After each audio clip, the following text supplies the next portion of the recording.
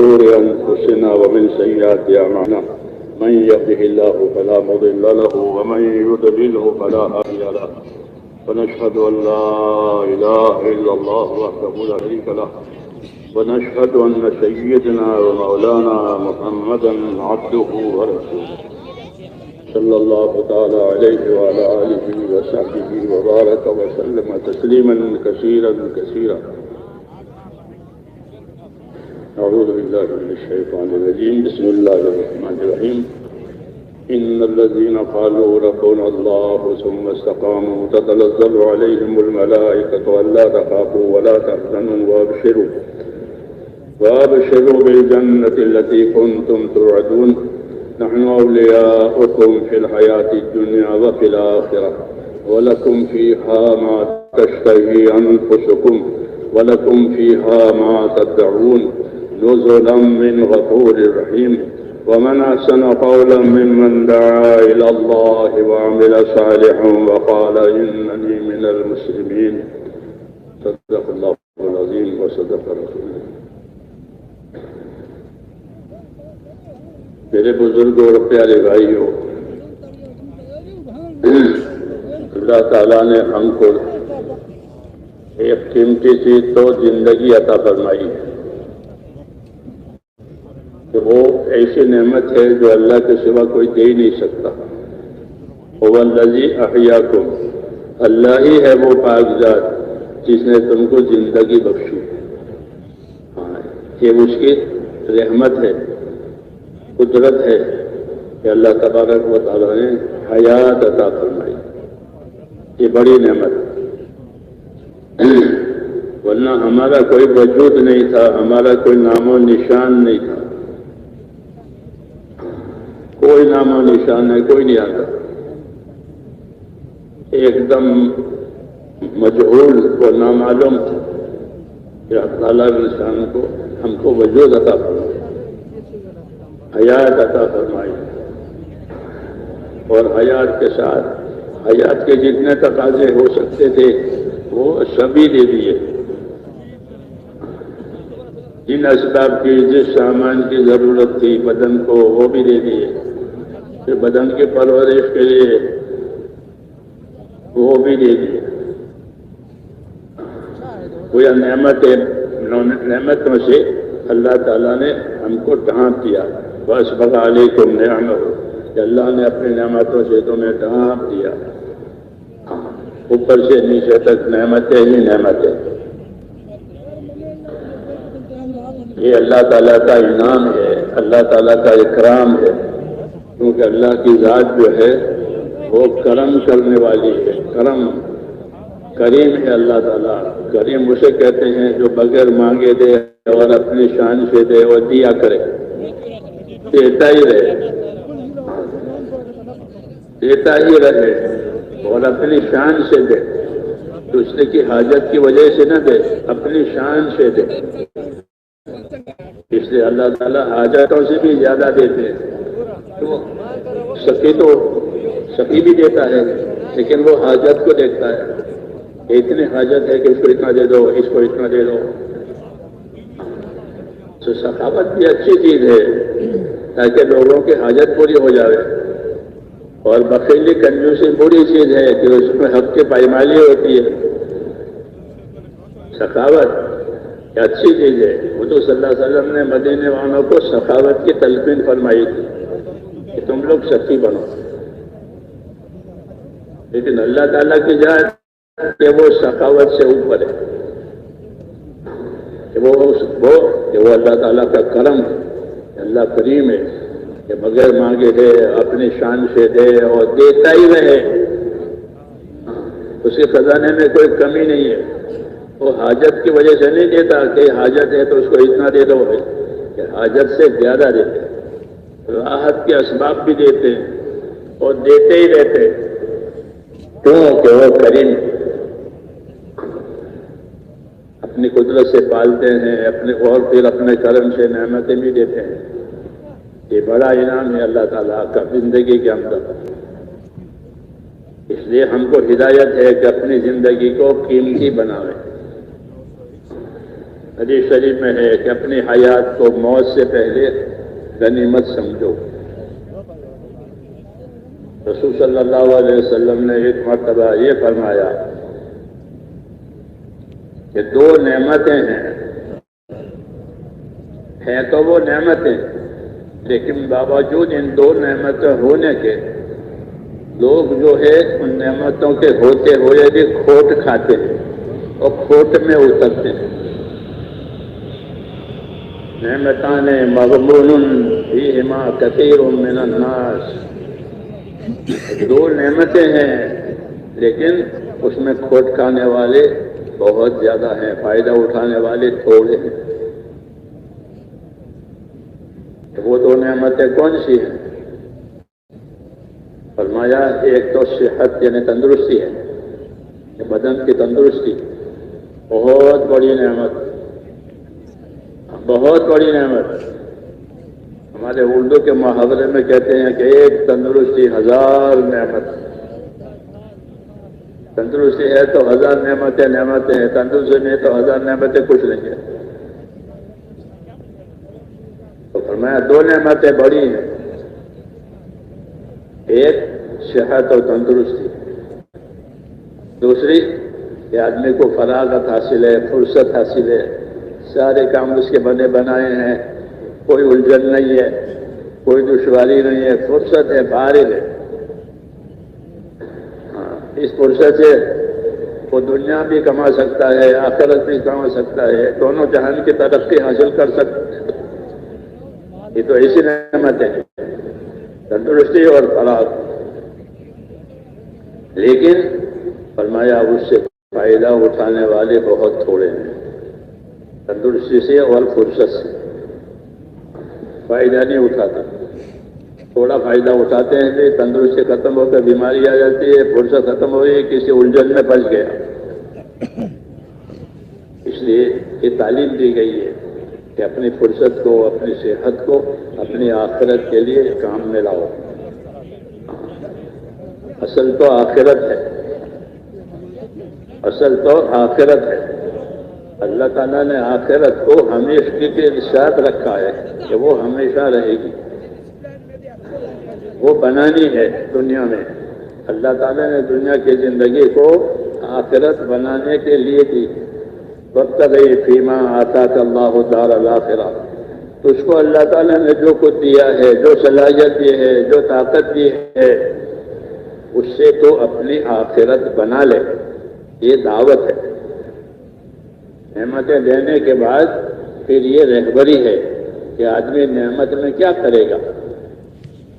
نعمت کا تو ہر آدمی طلبگار ہوتا ہے کہ مجھے نعمت ملے، لیکن نعمت ملنے کے بعد کیا ہونا چاہیے؟ تو یہ بھی تلقین فرمائی کہ جب تم کو نعمت مل جائے تو اس نعمت سے اپنی آخرت بناؤ۔ قارون کو مال دیا تھا بہت زیادہ، مشہور بات ہے، مال دے کر اس کو بھی یہی رہبری کی تھی۔ پھر وہ رہبری کی باتیں اللہ تعالیٰ نے ساری دنیا کے مالداروں کے لیے اور ان کی رہبری کے لیے اپنے کلام میں یعنی قرآن پاک میں نبی کریم صلی اللہ علیہ وسلم پر اتاری، تاکہ ساری دنیا کے مال والوں کو یہ رہبری ہو جائے کہ مال کا کیا مقصد ہے۔ وہ رہبری جو دی گئی تھی دنیا کے اسباب کے بارے میں وہ یہ تھی کہ وابتغ فیما آتاک اللہ الدار الآخرہ، تجھ کو جو اسباب دیے گئے ہیں دنیا میں اس سے تو اپنی آخرت بنا لے، فانی سے باقی بنا لے، فانی سے باقی بنا لے۔ یہ راستہ ہے کہ دنیا کی چیزیں ختم ہونے والی ہے، فنا ہونے والی ہے، لیکن اس کے اندر خوبی یہ ہے، دنیا میں ایک خوبی بہت بڑی ہے، وہ کیا کہ اس سے آخرت بن جاتی ہے۔ یہ بڑی خوبی ہے،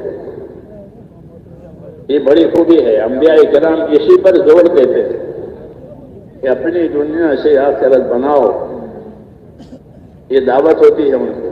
وابتغ فیما آتاک اللہ الدار الآخرہ، تو اس کو اللہ نے جو کچھ دیا ہے اس سے تو اپنی آخرت بنا لے۔ کیونکہ انبیاء کرام کی نگاہ جو ہے وہ آخرت پر ہوتی ہے.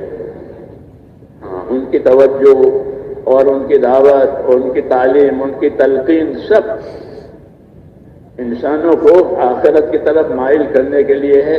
اور یہ بہت بڑی خیر خواہی ہے کہ دنیا فانی ہے، اس میں سے باقی کی طرف متوجہ کرے اور فانی دنیا سے باقی رہنے والی چیز حاصل کرنے کی تعلیم دے. تو یہ بڑا ایسا کہ فانی سے باقی حاصل ہو جائے. اس لیے دنیا کو آخرت کی کھیتی بتایا گیا ہے کہ دنیا جو ہے وہ آخرت کی کھیتی ہے. دنیا مزرعۃ الآخرہ، کہ دنیا آخرت کی کھیتی ہے. کھیتی میں یہ ہوتا ہے کہ زمین میں بویائی ہوتی ہے، بیج ڈالے جاتے ہیں، بویائی ہوتی ہے، پھر جب اگ کر کے تیار ہو جاتا ہے تو پھر اس کی کٹائی ہوتی ہے، حصاد کٹائی ہوتی ہے. جو بویا ہے وہی کاٹے گا. مثال ہے یہ، جو کچھ بویا ہے وہی کاٹے گا. اس لیے دنیا سے آخرت بنانے کی دعوت دی گئی ہے کہ وابتغ فیما آتاک اللہ تعالی الآخرہ، اور آخرت بنانے کے اسباب بھی دیے ہیں. آخرت بنانے کے اسباب بھی دیے ہیں. خالی بنانے کے لیے نہیں کہہ دیا گیا، بلکہ آخرت بنانے کے اسباب دیے کہ آخرت کیسے بناؤ گے اور کس چیز سے آخرت بناؤ گے. تو ہم کو آخرت بنانے کے اسباب بھی اللہ تعالیٰ نے دیے ہیں، اس کی رہبری کی ہے. اور اس میں ترقی کے لیے کہا کہ اس میں ترقی کرو، اس میں آگے بڑھو، اس میں پیچھے نہ رہو، اس میں دھوکہ نہ کھاؤ. ہاں، اس میں دھوکہ نہ کھاؤ، اس میں بہت ترقی ہوتی ہے، بہت فضیلت ملتی ہے. ہاں، اس میں کوئی دھوکہ نہ کھاوے. کیوں کہ دنیا دھوکہ کھانے کی جگہ ہے. کہ دنیا دھوکہ کھانے کی جگہ کیسے ہے؟ کہ دنیا دھوکہ کھانے کی جگہ دنیا کی زینت کی وجہ سے آدمی دھوکہ کھاتا ہے. دنیا کی زینت کی وجہ سے، اس کے وقتی و ظاہری نفع کی وجہ سے آدمی جو ہے دھوکہ کھاتا ہے. اور دھوکہ کھانے کا مطلب یہ ہے کہ اس کے وقتی اور تھوڑی دیر کی زینت، تھوڑی دیر کا مزہ، تھوڑی دیر کا فائدہ، اس کی وجہ سے وہ ہمیشہ کا فائدہ کھوتا ہے. اسی کو دھوکہ کہتے ہیں. شیطان اسی راستے سے مارتا ہے. ہاں، وَزَيَّنَ لَهُمُ الشَّيْطَانُ أَعْمَالَهُمْ، شیطان نے ان کے کاموں کو ان کے سامنے خوبصورت بنا کر رکھ دیا، تو وہ اسی میں لگ گئے، اللہ کی ہدایت سے محروم ہو گئے. تو یہ دھوکہ ہو گیا کہ پانی کو حاصل کیا، باقی کو چھوڑ دیا. اس لیے کہا کہ تمہیں دنیا کی زندگی دھوکے میں نہ ڈالے، اور تمہیں شیطان بھی دھوکے میں نہ ڈالے. کہ شیطان بھی دھوکے میں ڈالے گا. کہ کسی سے دھوکے میں ڈالے گا کہ وہ تمہیں دنیا کا نفع دکھاوے گا. ہاں، کہ اس میں یہ نفع ہے، اس میں یہ نفع ہے، اس میں یہ نفع ہے. اس کو غرور کہتے ہیں کہ ظاہری اور وقتی نفع دیا تھا، تھوڑی دیر کا نفع دکھایا، تھوڑی دیر کا فائدہ دکھایا اور ہمیشہ کے فائدے سے محروم کر دیا. یہ اس کا کام ہے، یہ اس کا کام ہے. کبھی ایک افضل عمل ہوتا ہے، اس افضل عمل سے نیچے والے عمل پر ڈالتا ہے. یہ بھی اس کا کام ہے کہ افضل سے مفضول پر جائے. ایک عمل افضل تھا، اس کا بڑا انعام تھا، اس کی بڑی فضیلت تھی، اس سے ہٹا کر نیچے کر دیا. ایک کام اس کا یہ بھی ہے، ایک عمل کو اس کے وقت سے دوسرے وقت پر ڈلوا دیا. دوسرے وقت اب یہ بعد میں، ابھی کیا ضرورت ہے، بعد میں بھی ہو سکتا ہے. یہ بھی اس کا ایک عمل ہے دھوکہ دینے کے لیے. اس کو تصویر کہتے ہیں کہ ابھی نہیں بعد میں، ابھی نہیں بعد میں. پھر وہ ہاتھ سے موقع نکل جاتا ہے اور آدمی محروم ہو جاتا ہے. اس لیے کہا کہ اپنے آپ کو ان چیزوں سے بچانا ہے اور اپنی آخرت بنانے کے لیے اور اللہ کے اطاعت کے لیے اپنے آپ کو تیار رکھنا ہے. اللہ سے مانگنا ہے اس کے اللہ سے مانگے اس کے لیے کہ مجھے اللہ تعالیٰ ایسی دنیا عطا فرماوے کہ جو میرے دین میں مددگار بنے. ایسی دنیا مانگو اللہ سے کہ جو دین میں مددگار بنے. اللہم اعنی علی دینی بالدنیا وعلی آخرتی بالتقوی. اے اللہ مجھے ایسی دنیا دے کہ جو میرے دین میں مددگار بنے، رکاوٹ نہ بنے، اور میری آخرت حاصل ہو جائے اس کے لیے مجھے تقوی عطا فرما. تو دنیا اس لیے مانگی گئی ہے کہ دنیا کی وجہ سے آدمی جو ہے آخرت بنا سکتا ہے، اور کوئی راستہ نہیں ہے. اسی وجہ سے اس دنیا میں یہ خوبی بتائی گئی ہے کہ وہ دنیا بہت اچھی ہے. حدیث شریف میں ہے کہ وہ دنیا بہت اچھی ہے کہ جس سے آخرت بن جائے اور آدمی اس سے اپنی آخرت کما لے. اور وہ دنیا بہت بری ہے کہ جو آخرت کے بارے میں نقصان میں اتارے. اس لیے میرے دوستو اس بات کی دعوت دی ہے کہ زندگی کا زیادہ جھکاؤ جو ہے وہ آخرت کی طرف ہونا چاہیے. کہ دنیا ہماری حاجت کی جگہ ہے، ہماری ضرورت کی جگہ ہے. وقتی طور پر مسافر کو راحت بھی چاہیے، سہولت بھی چاہیے. کہ وہ ایسی مثال ہے کہ جسے مسافر کو سہولت راحت چاہیے، پھر اس کو آگے جانا ہے، یہاں رہنا نہیں ہے، تو مسافر وقتی طور پر اپنی راحت سہولت یہ کر لیتا ہے، پھر وہ اپنی جگہ چھوڑ کر کے چلا جاتا ہے. یہ مثال ہے. امام غزالی رحمۃ اللہ نے فرمایا کہ ہر آدمی آخرت کا مسافر ہے. ہاں، وہ پیدا ہوتے ہی آخرت کی طرف جا رہا ہے.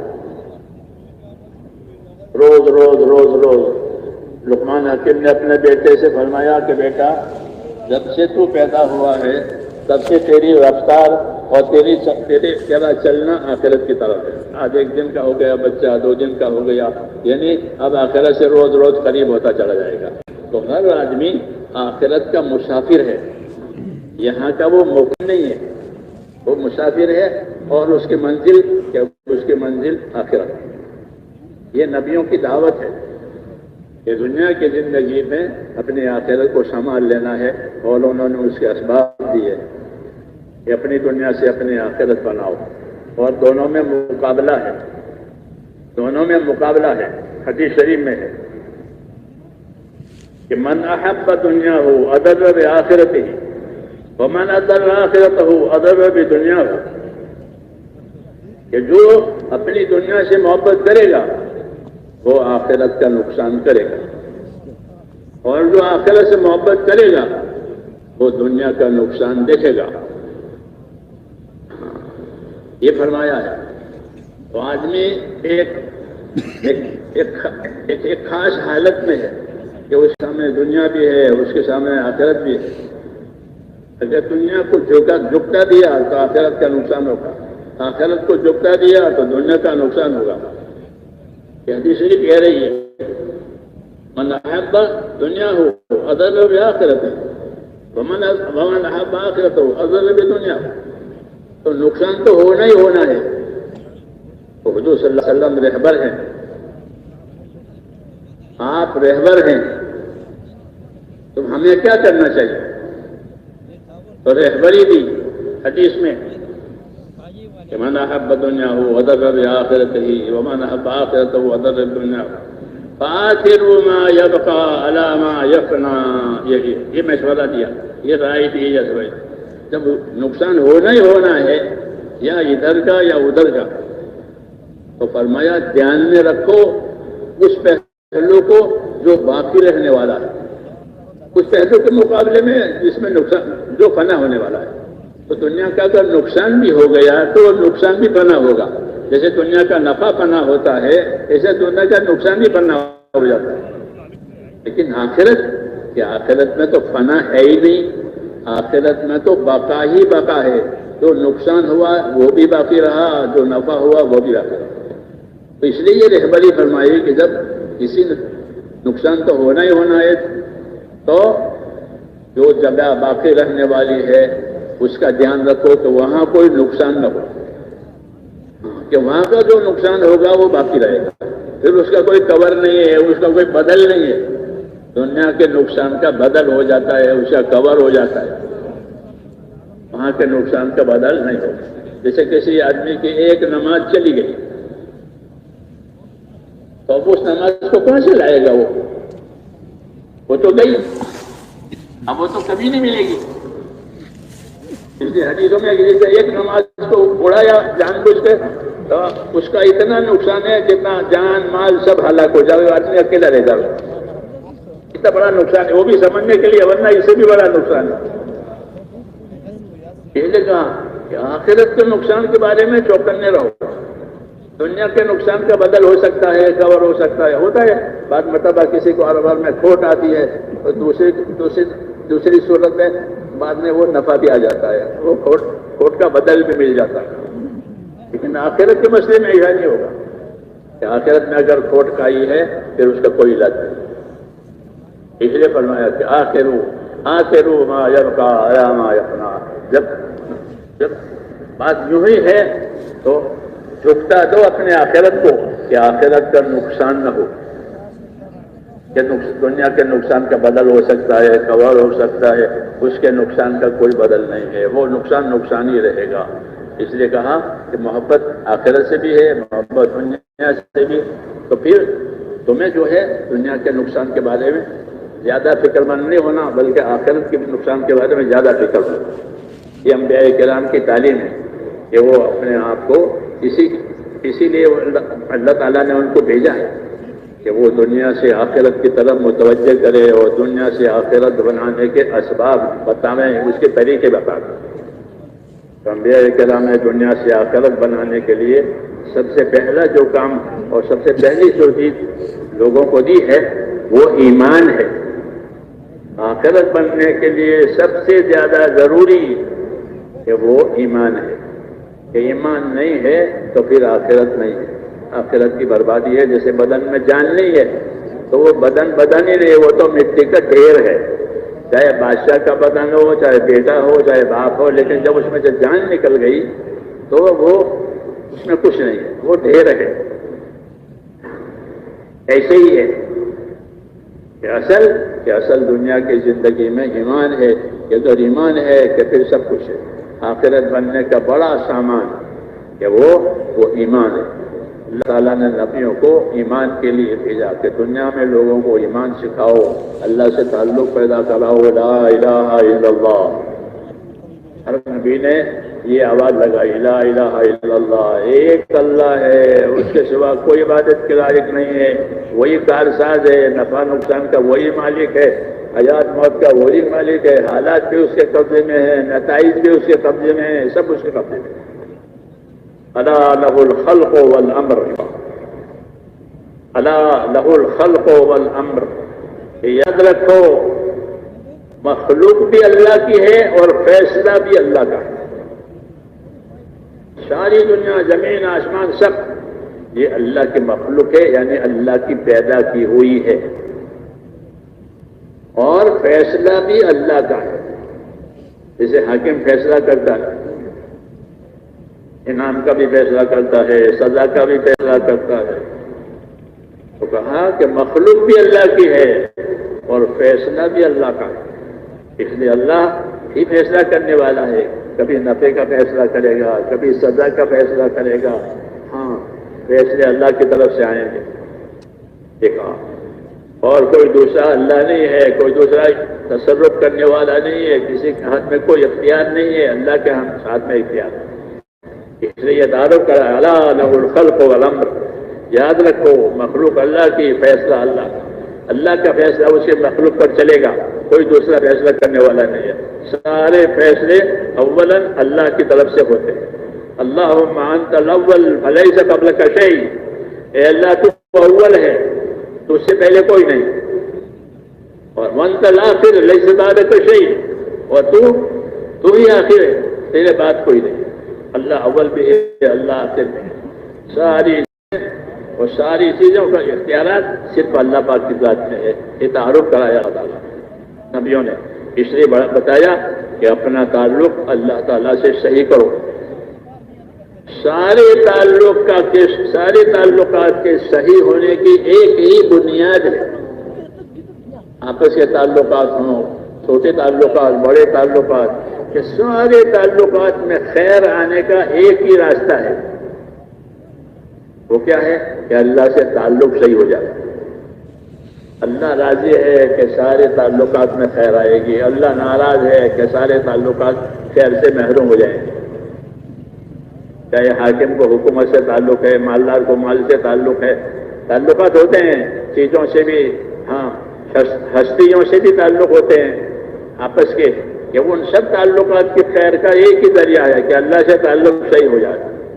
رسول صلی اللہ علیہ وسلم نے اس کی طرف ہماری رہبری فرمائی ہے اور فرمایا من اصلح ما بینہ و بین اللہ اصلح اللہ ما بینہ و بین خلقہ، کہ جو لوگ اپنا اور خدا کا معاملہ ٹھیک کر لیں گے اللہ ان کا اور مخلوق والا معاملہ ٹھیک کر دے گا۔ مخلوق سے بھی ہمارا معاملہ ہے، مخلوق سے بھی ہمارے تعلقات ہیں، تو ان تعلقات میں خیر آنے کا کیا راستہ ہے؟ کہ ان تعلقات میں خیر لانے کا ایک ہی راستہ ہے، وہ یہ ہے کہ اللہ تعالیٰ سے ہمارا تعلق صحیح ہو جائے۔ یہ رہبری فرمائی کہ من اصلح ما بینہ و بین اللہ اصلح اللہ ما بینہ و بین خلقہ، کہ جو لوگ اپنا اور خدا کا معاملہ ٹھیک کر لیں گے تو اللہ ان کا اور مخلوق والا معاملہ ٹھیک کر دیں گے، کیونکہ اللہ دلوں کا بھی مالک ہے، سب چیزوں کا مالک اللہ ہے۔ دلوں کو جوڑنا اور دلوں کو ایک دوسرے سے دور کرنا، یہ سب اللہ تعالیٰ کے ہاتھ ہے۔ اللہ ایک دوسرے سے دور بھی کر دیتے ہیں، ایک دوسرے سے ملا بھی دیتے ہیں، ہاں کبھی عداوتیں ڈال دیتے ہیں، کبھی محبتیں ڈال دیتے ہیں۔ اس کے اسباب ہیں کہ محبتوں کے اسباب ہیں، کہ محبتوں کے اسباب کیا ہیں؟ کہ محبتوں کے اسباب ایمان اور اعمال ہیں جو نبی لے کر آتے ہیں۔ نبی ایمان کی بات لاتے ہیں اور اعمال کی بات لاتے ہیں، یعنی جان مال کے صحیح استعمال ہونے کو اعمال کہتے ہیں۔ ایمان اور جان مال کا صحیح استعمال ہونا یہ ساری خیر کا ذریعہ ہے۔ آپس کی محبتیں، آپس کے تعلقات، حالات میں بہتری، اسباب میں برکت، دعا میں قبولیت، یہ ساری چیزیں جو ہر سمجھدار چاہتا ہے کہ وہ اسی پر موقوف ہے، اسی پر موقوف ہے کہ اللہ تعالیٰ سے تعلقات صحیح ہو جاوے۔ تو یہ جتنے اچھے حالات آدمی چاہتا ہے وہ اچھے حالات آنے کا ایک ہی راستہ ہے۔ من اصلح ما بینہ و بین اللہ اصلح اللہ ما بینہ و بین خلقہ، کہ جو لوگ اپنا اور خدا کا معاملہ صحیح کر لیں گے تو اللہ ان کا اور مخلوق والا معاملہ صحیح کر دیں گے۔ پھر آسمان سے بھی برکتیں آئے گی، زمین سے بھی برکت آئے گی، ہاں اللہ زمین آسمان سے برکت دیں گے، کیوں کہ اللہ سے تعلقات صحیح ہوگا۔ ہاں وَلَوْ أَنَّ أَهْلَ الْقُرَىٰ آمَنُوا وَاتَّقَوْا لَفَتَحْنَا عَلَيْهِمْ بَرَكَاتٍ مِّنَ السَّمَاءِ وَالْأَرْضِ، کہ یہ بستیوں میں، شہروں میں رہنے والے لوگ اپنی زندگی ایمان پر اور تقوی پر اٹھاوے۔ ایمان اور تقوی یہ دو چیزیں مطلوب ہوتی ہے، ایمان پیدا کرو، تقوی پیدا کرو۔ ایک مثبت پہلو ہے، ایک منفی پہلو ہے۔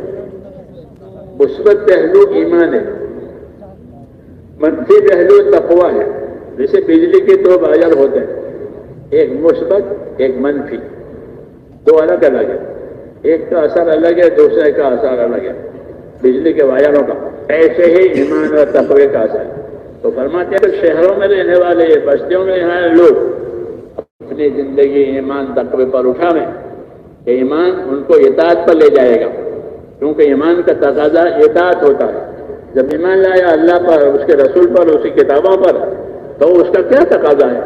کہ اس کا تقاضا یہ ہے کہ اب اللہ کی بات مان کر کے زندگی گزرے گی، اللہ کی اطاعت کی جائے گی۔ یہ ایمان کا تقاضا ہے کہ ایمان کا تقاضا ہمیشہ اطاعت رہا ہے کہ اللہ نے ایمان دیا ہے تو کیا کرو کہ اللہ کی اطاعت کرو۔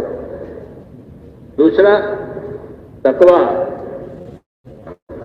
تقوی یعنی اللہ تعالیٰ کا ڈر، اپنے آپ کو اللہ کی ناراضگی سے بچانا۔ تقوی کا مفہوم یہ ہے کہ اپنے آپ کو اللہ کی ناراضگی سے بچانے والی صفت اپنے اندر پیدا کرو، تو وہ ہوتی ہے تقوی۔ اندر اللہ تعالیٰ کا ڈر، اللہ تعالیٰ کا ایک خوف، اس کی ہیبت پیدا ہوتی ہے، تو پھر آدمی ہر قدم پر دیکھتا ہے کہ کہ اللہ مجھ سے ناراض نہ ہو، میرا اللہ مجھ سے راضی رہے، میں کوئی بات ایسی نہ کروں جو اللہ کو ناپسند آ۔ ایک چیز پیدا ہوتی ہے آدمی کے اندر، تقویٰ، ایمان کی محنت، اور ایمان کی محنت میں اپنی جان مال لگا صحیح طریقے سے لگانے سے جو چیز ملتی ہے وہ تقویٰ ملتا ہے۔ تو بھئی تمہیں ایمان کی محنت سے کیا ملا؟ صحابہ کرام کو کیا ملا؟ کہ صحابہ کرام کو تقویٰ ملا تھا کہ انہوں نے حضور صلی اللہ علیہ وسلم کی صحبت سے بھی فائدہ اٹھایا اور اپنی محنت کا بھی حق ادا کیا، کہ جو محنت ان کو کرنی تھی، جو ذمہ داریاں ان کو پوری کرنی تھی، وہ ذمہ داریاں انہوں نے ان سے پوری ہوئی، تو اللہ تعالیٰ نے ان کے دلوں میں تقویٰ، اپنا خوف ڈال دیا۔ یہ ایسی صفت ہے کہ آدمی ہر وقت اپنے آپ کو اللہ کے ناراضگی سے بچا بچا کر زندگی گزارتا ہے۔ صحابہ کرام کو یہ خصوصی رحمت دی گئی تقویٰ۔ یہ تقویٰ ایسا ہے جو ہر مشکل کے لیے کفایت کرتا ہے، ہر پریشانی سے میں نکال دیتا ہے، ہاں، اور ایسی جگہ سے روزی دلواتا ہے جہاں سے خواب و خیال نہ ہو۔ یہ تقوی کی تاثیریں بتائی گئی ہیں کہ تقویٰ کیا کرے گا کہ ہر پریشانی میں سے نکال، ہر مشکل کو آسان کرے گا، وہاں سے روزی دلوائے گا جہاں سے خواب و خیال بھی نہیں ہے۔ یہ ملتا ہے کہ دین کی صحیح محنت سے، کہ دین میں جب صحیح محنت ہوئی تو پھر اللہ تعالیٰ دلوں میں تقویٰ ڈالے گا۔ اب زندگی میں ایک احتیاط پیدا ہو جائے گی کہ اپنے آپ کو بچا بچا کر چلاوے، اپنے آپ کو صحیح روپ پر چلاوے، اللہ کا کیا حق ہے، رسول کا کیا حق ہے، کتاب کا کیا حق ہے، آپس کے تعلقات کے کیا حقوق ہیں، آخرت کی کیا ذمہ داری ہے، دنیا کی کیا ذمہ داری ہے، یہ سب کہ دنیا میں رہتے ہوئے دنیا کی کیا ذمہ داری ہے اور آخرت بنانے کے لیے کیا تیاری ہے، یہ سب ایک چیز اندر ڈال دیتے ہیں کہ اس کی وجہ سے زندگی جب قائم ہو جاتی ہے، صحیح رخ پر آتی ہے۔ تو صحابہ کرام کو ملا تھا۔ ایک مرتبہ عبد الرحمن بن عوف نے حضرت عمر سے یہ کہا، کیونکہ حضرت عمر کے زمانے میں مال بہت آیا، یہ فتوحات کا زمانہ تھا، لوگ مالدار ہو گئے، بے پناہ مال، سونا اور چاندی، صفرا اور بیضا۔ بیت المال میں کیا ہے کہ صفرا اور بیضا، صفرا یعنی پیلا پیلا، اور بیضا یعنی سفید سفید، چاندی سفید ہوتی ہے، سونا پیلا ہوتا ہے۔ ان کے بیت المال میں کیا رکھا ہوا ہے کہ صفرا اور بیضا۔ ایک آدمی آیا تھا حضرت عمر کے پاس کہ مجھے اللہ کے راستے میں جانا ہے تو میری مدد کرو۔ تو حضرت عمر نے اس کو بیت المال میں بھیجا، جہاں بیت المال میں جا، اس نے بیت المال میں جا کر اور سونا اور چاندی اور کیا کیا رکھا ہوا ہے، دراہم اور دنانی، وہ واپس آ گیا، واپس آ گیا۔ کیوں واپس آیا؟ کہ وہاں تو صفرا اور بیضا ہے، یعنی پیلا اور سفید ہے، تو میں پیلے سفید کے لیے نہیں آیا ہوں، یعنی میں مال مانگنے نہیں آیا ہوں، میں اللہ کے راستے میں جانا چاہتا ہوں۔ میرا مقصد ہے کہ میرے پاس سواری نہیں ہے، سواری نہیں، اس زمانے میں سواریاں نہیں تھی، جو کرایہ کی بسیں اور اپنی پرائیویٹ گاڑیاں اور یہ وہ نہیں تھا۔ اونٹ ہوتے تھے تو کسی کے پاس اونٹ ہوتا تھا، کسی کے پاس نہیں ہوتا تھا زیادہ لمبا سفر، تو اس لیے وہ چاہتا تھا تو میرے سے کوئی سواری کا انتظام ہو جائے، کوئی جا رہا ہو اس پر بٹھا دو، یا مجھے کوئی اونٹ دے دو تاکہ میرا سفر پورا ہو جائے، پھر واپس ہو جائے گا۔ تو وہ اس لیے آیا تھا کہ میں اللہ کے راستے میں جانا چاہتا ہوں اور مجھے میری مدد کرو۔ انہوں نے اس لیے اندر بھیجا اس کو، تو اس نے وہاں پیلا اور سفید، تو وہ واپس آ گیا۔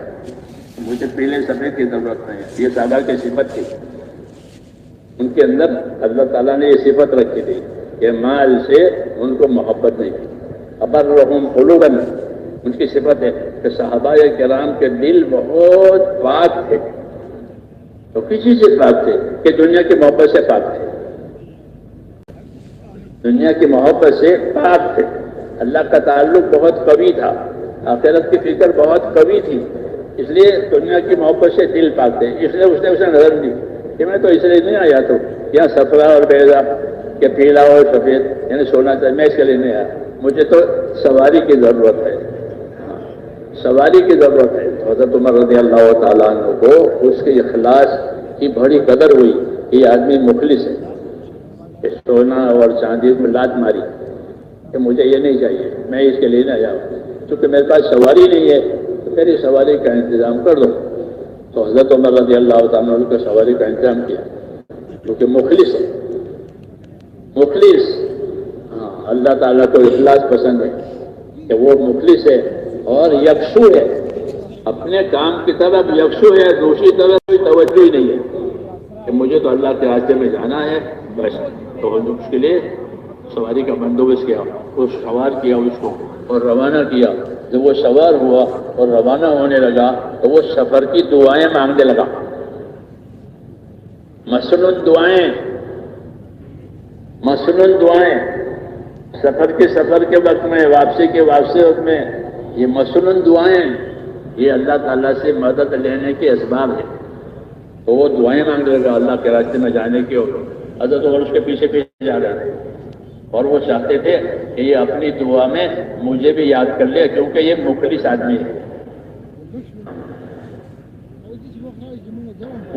وہ سمجھ گیا میرے پیچھے پیچھے آ رہے ہیں، تو اپنی دعائیں جب وہ مان لگا تو آخر میں حضرت عمر کے لیے بھی دعا مانگی، وعمر اللہم فاغفر لہ، اے اللہ عمر، اے اللہ اس کی بھی مغفرت فرما دے۔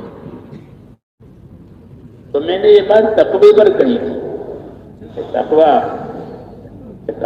کہ حاصل کی طرف کفایت کرتا ہے۔ تو صحابہ کے دلوں میں اللہ تعالیٰ کے دین کے کاموں کی وجہ سے، آپ صلی اللہ علیہ وسلم کی صحبت کی وجہ سے ان کو دلوں میں تقوی ڈالا گیا تھا۔ ایک کیفیت ہوتی ہے اندر کہ اللہ کی طرف نظر ہے، آخرت کی طرف نظر ہے، اس کے ناراضگی سے بچنے کی ہر وقت فکر ہے، اس کی وجہ سے سارے کام بن جاتے تھے۔ تو میں نے کہا عبدالرحمٰن عوف نے ایک مرتبہ یہ کہا کہ آپ سارا مال خرچ کر دیتے ہیں، بیت المال خالی ہو جاتا ہے، کھانا کی ضرورتیں پیش آتی ہے، اجتماعی ضرورتیں پیش آتی ہے، انفرادی ضرورتیں پیش آتی ہیں، اور آپ بار بار جو ہے مال کو بانٹ دیتے ہیں، جمع نہیں ہونے دیتے۔ تو حضرت عمر رضی اللہ عنہ فرمایا کہ عبدالرحمٰن سے کہ عبدالرحمٰن تمہاری زبان پر شیطان بول رہا ہے، کہ تمہاری زبان پر شیطان بول رہا ہے، کیوں کہ اللہ نے ہم کو تقوی دیا،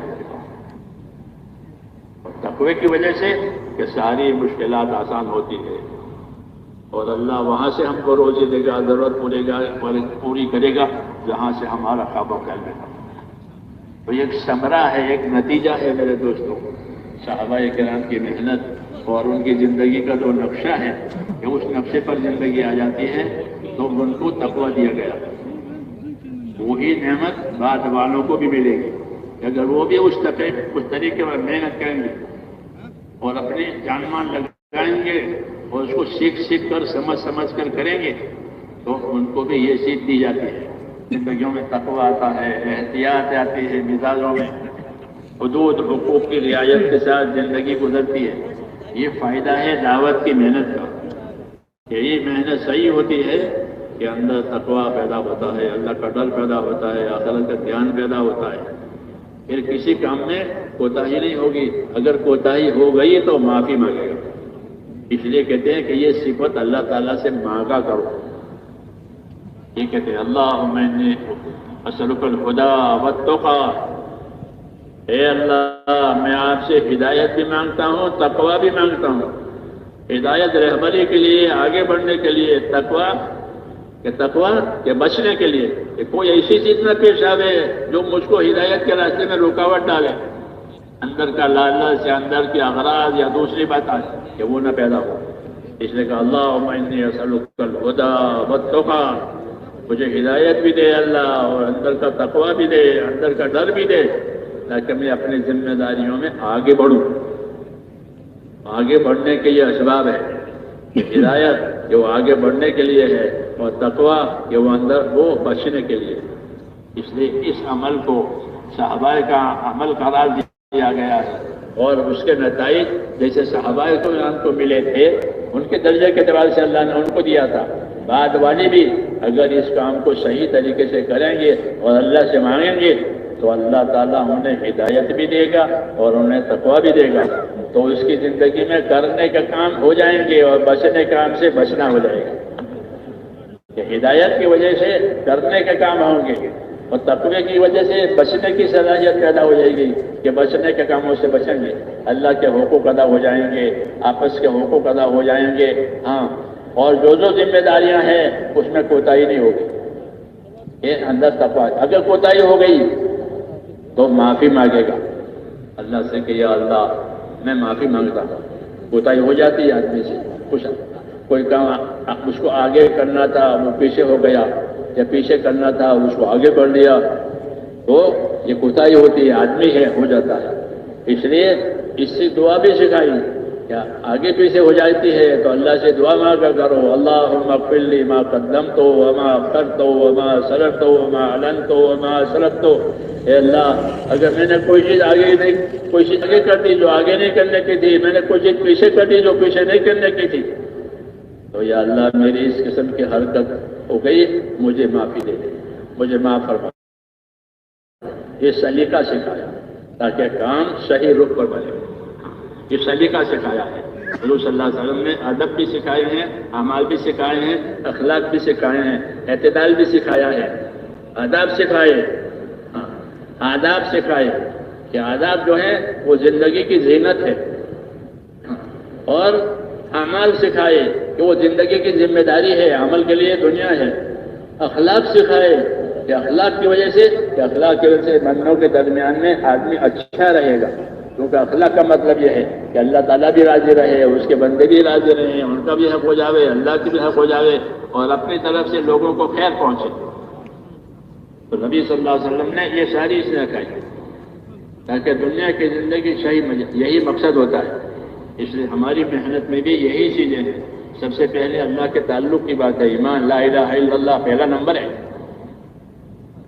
پہلا نمبر ہے یہ، لا الہ الا اللہ، کوئی معبود نہیں، کوئی کام بنانے والا نہیں، کوئی مقصود نہیں سوائے اللہ کا، اللہ مقصود ہے۔ اس کے بعد کہ جب اللہ تعالیٰ کو مقصود بنایا تو اللہ تعالیٰ کو مقصود اور معبود بنانے کی وجہ سے آدمی جان مال میں اس کو آزادی کا حق نہیں ہے، کیوں؟ جان مال اللہ کی دی ہوئی امانت ہے، اللہ نے جان بھی دی ہے، مال بھی دیا ہے، ساری طاقتیں دی ہیں، جتنی طاقتیں اللہ تعالیٰ نے دی ہے وہ گناہ کرنے کے لیے نہیں دی ہے، اور زمین پر کوئی ٹکڑا گناہ کرنے کے لیے نہیں ہے کہ وہاں جا کے گناہ کر لو، کوئی طاقت گناہ کرنے کے لیے نہیں دی ہے، کوئی نعمت نافرمانی کرنے کے لیے نہیں دی ہے، اور زمین میں کوئی ٹکڑا نافرمانی کرنے کے لیے نہیں ہے کہ وہاں جا کے نافرمانی کر لو، ایسا نہیں ہے۔ کہ زمین کو تو عبادت کے لیے بنائی ہے۔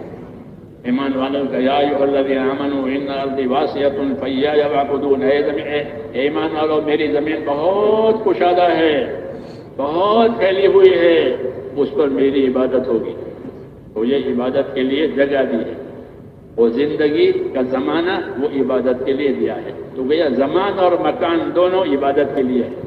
یہ مقصد نکلا ایمان کا کہ اللہ نے ایمان دے کر زمان اور مکان یعنی زندگی کے ایام، زندگی کے اوقات، اور اسی طرح زندگی گزارنے کی یہ جگہ ہے زمین، کہ یہ ساری کی ساری عبادت کے موضوع پر ہے کہ زمین پر اللہ تعالیٰ کی عبادت ہوگی، یہی حق ہے اللہ تعالیٰ کا۔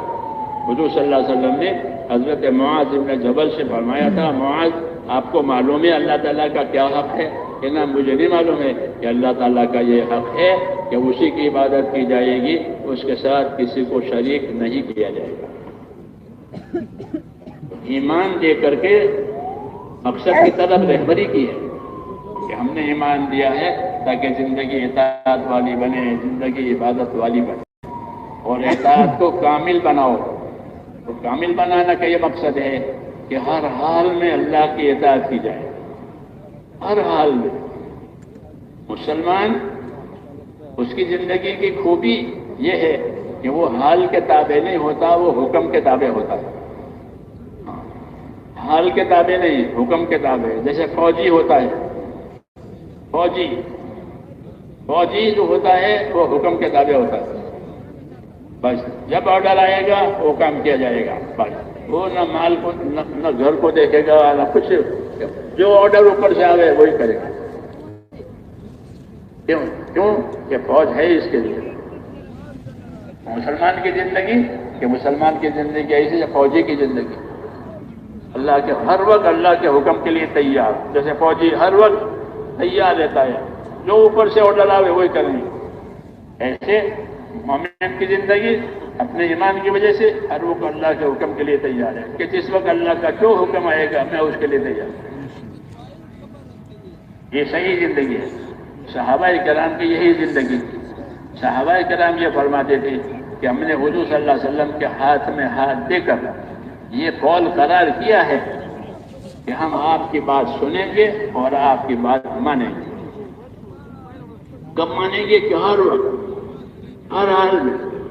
چنانچہ وہ یہ کہتے تھے کہ بیان رسول اللہ صلی اللہ علیہ وسلم علی السمع والطاعہ، ہم نے حضور کے ہاتھ میں ہاتھ دے کر یہ قول قرار کیا ہے کہ آپ کی بات سنیں گے بھی اور آپ کی بات مانیں گے، کیونکہ آپ حق لے کر آئے ہیں۔ آپ کی دعوت یہ حق کی دعوت ہے، آپ کی دعوت حق کی دعوت ہے، سچائی کی دعوت ہے، اس لیے آپ کی سننا ضروری ہے اور آپ کی ماننا ضروری ہے، کیونکہ ہم آپ کی سنیں گے بھی اور آپ کی مانیں گے بھی۔ کہ کس حال میں؟ کہ ہر حال میں، ہر حال میں۔ ہاں، تاکہ اطاعت جیسے ایمان کامل ضروری ہے، اطاعت بھی کامل ضروری ہے۔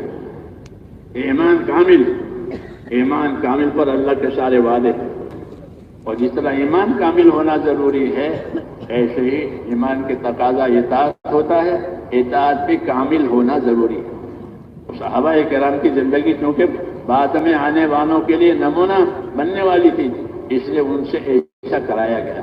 تو وہ یہ کہتے تھے کہ ہم نے حضور صلی اللہ علیہ وسلم کے ہاتھ میں ہاتھ دے کر یہ قول قرار کیا ہے کہ بیان رسول اللہ صلی اللہ علیہ وسلم علی السمع والطاعہ، ہم نے ہاتھ میں ہاتھ دے کر یہ قول قرار کیا ہے کہ آپ کی سنیں گے اور آپ کی بات مانا کریں گے۔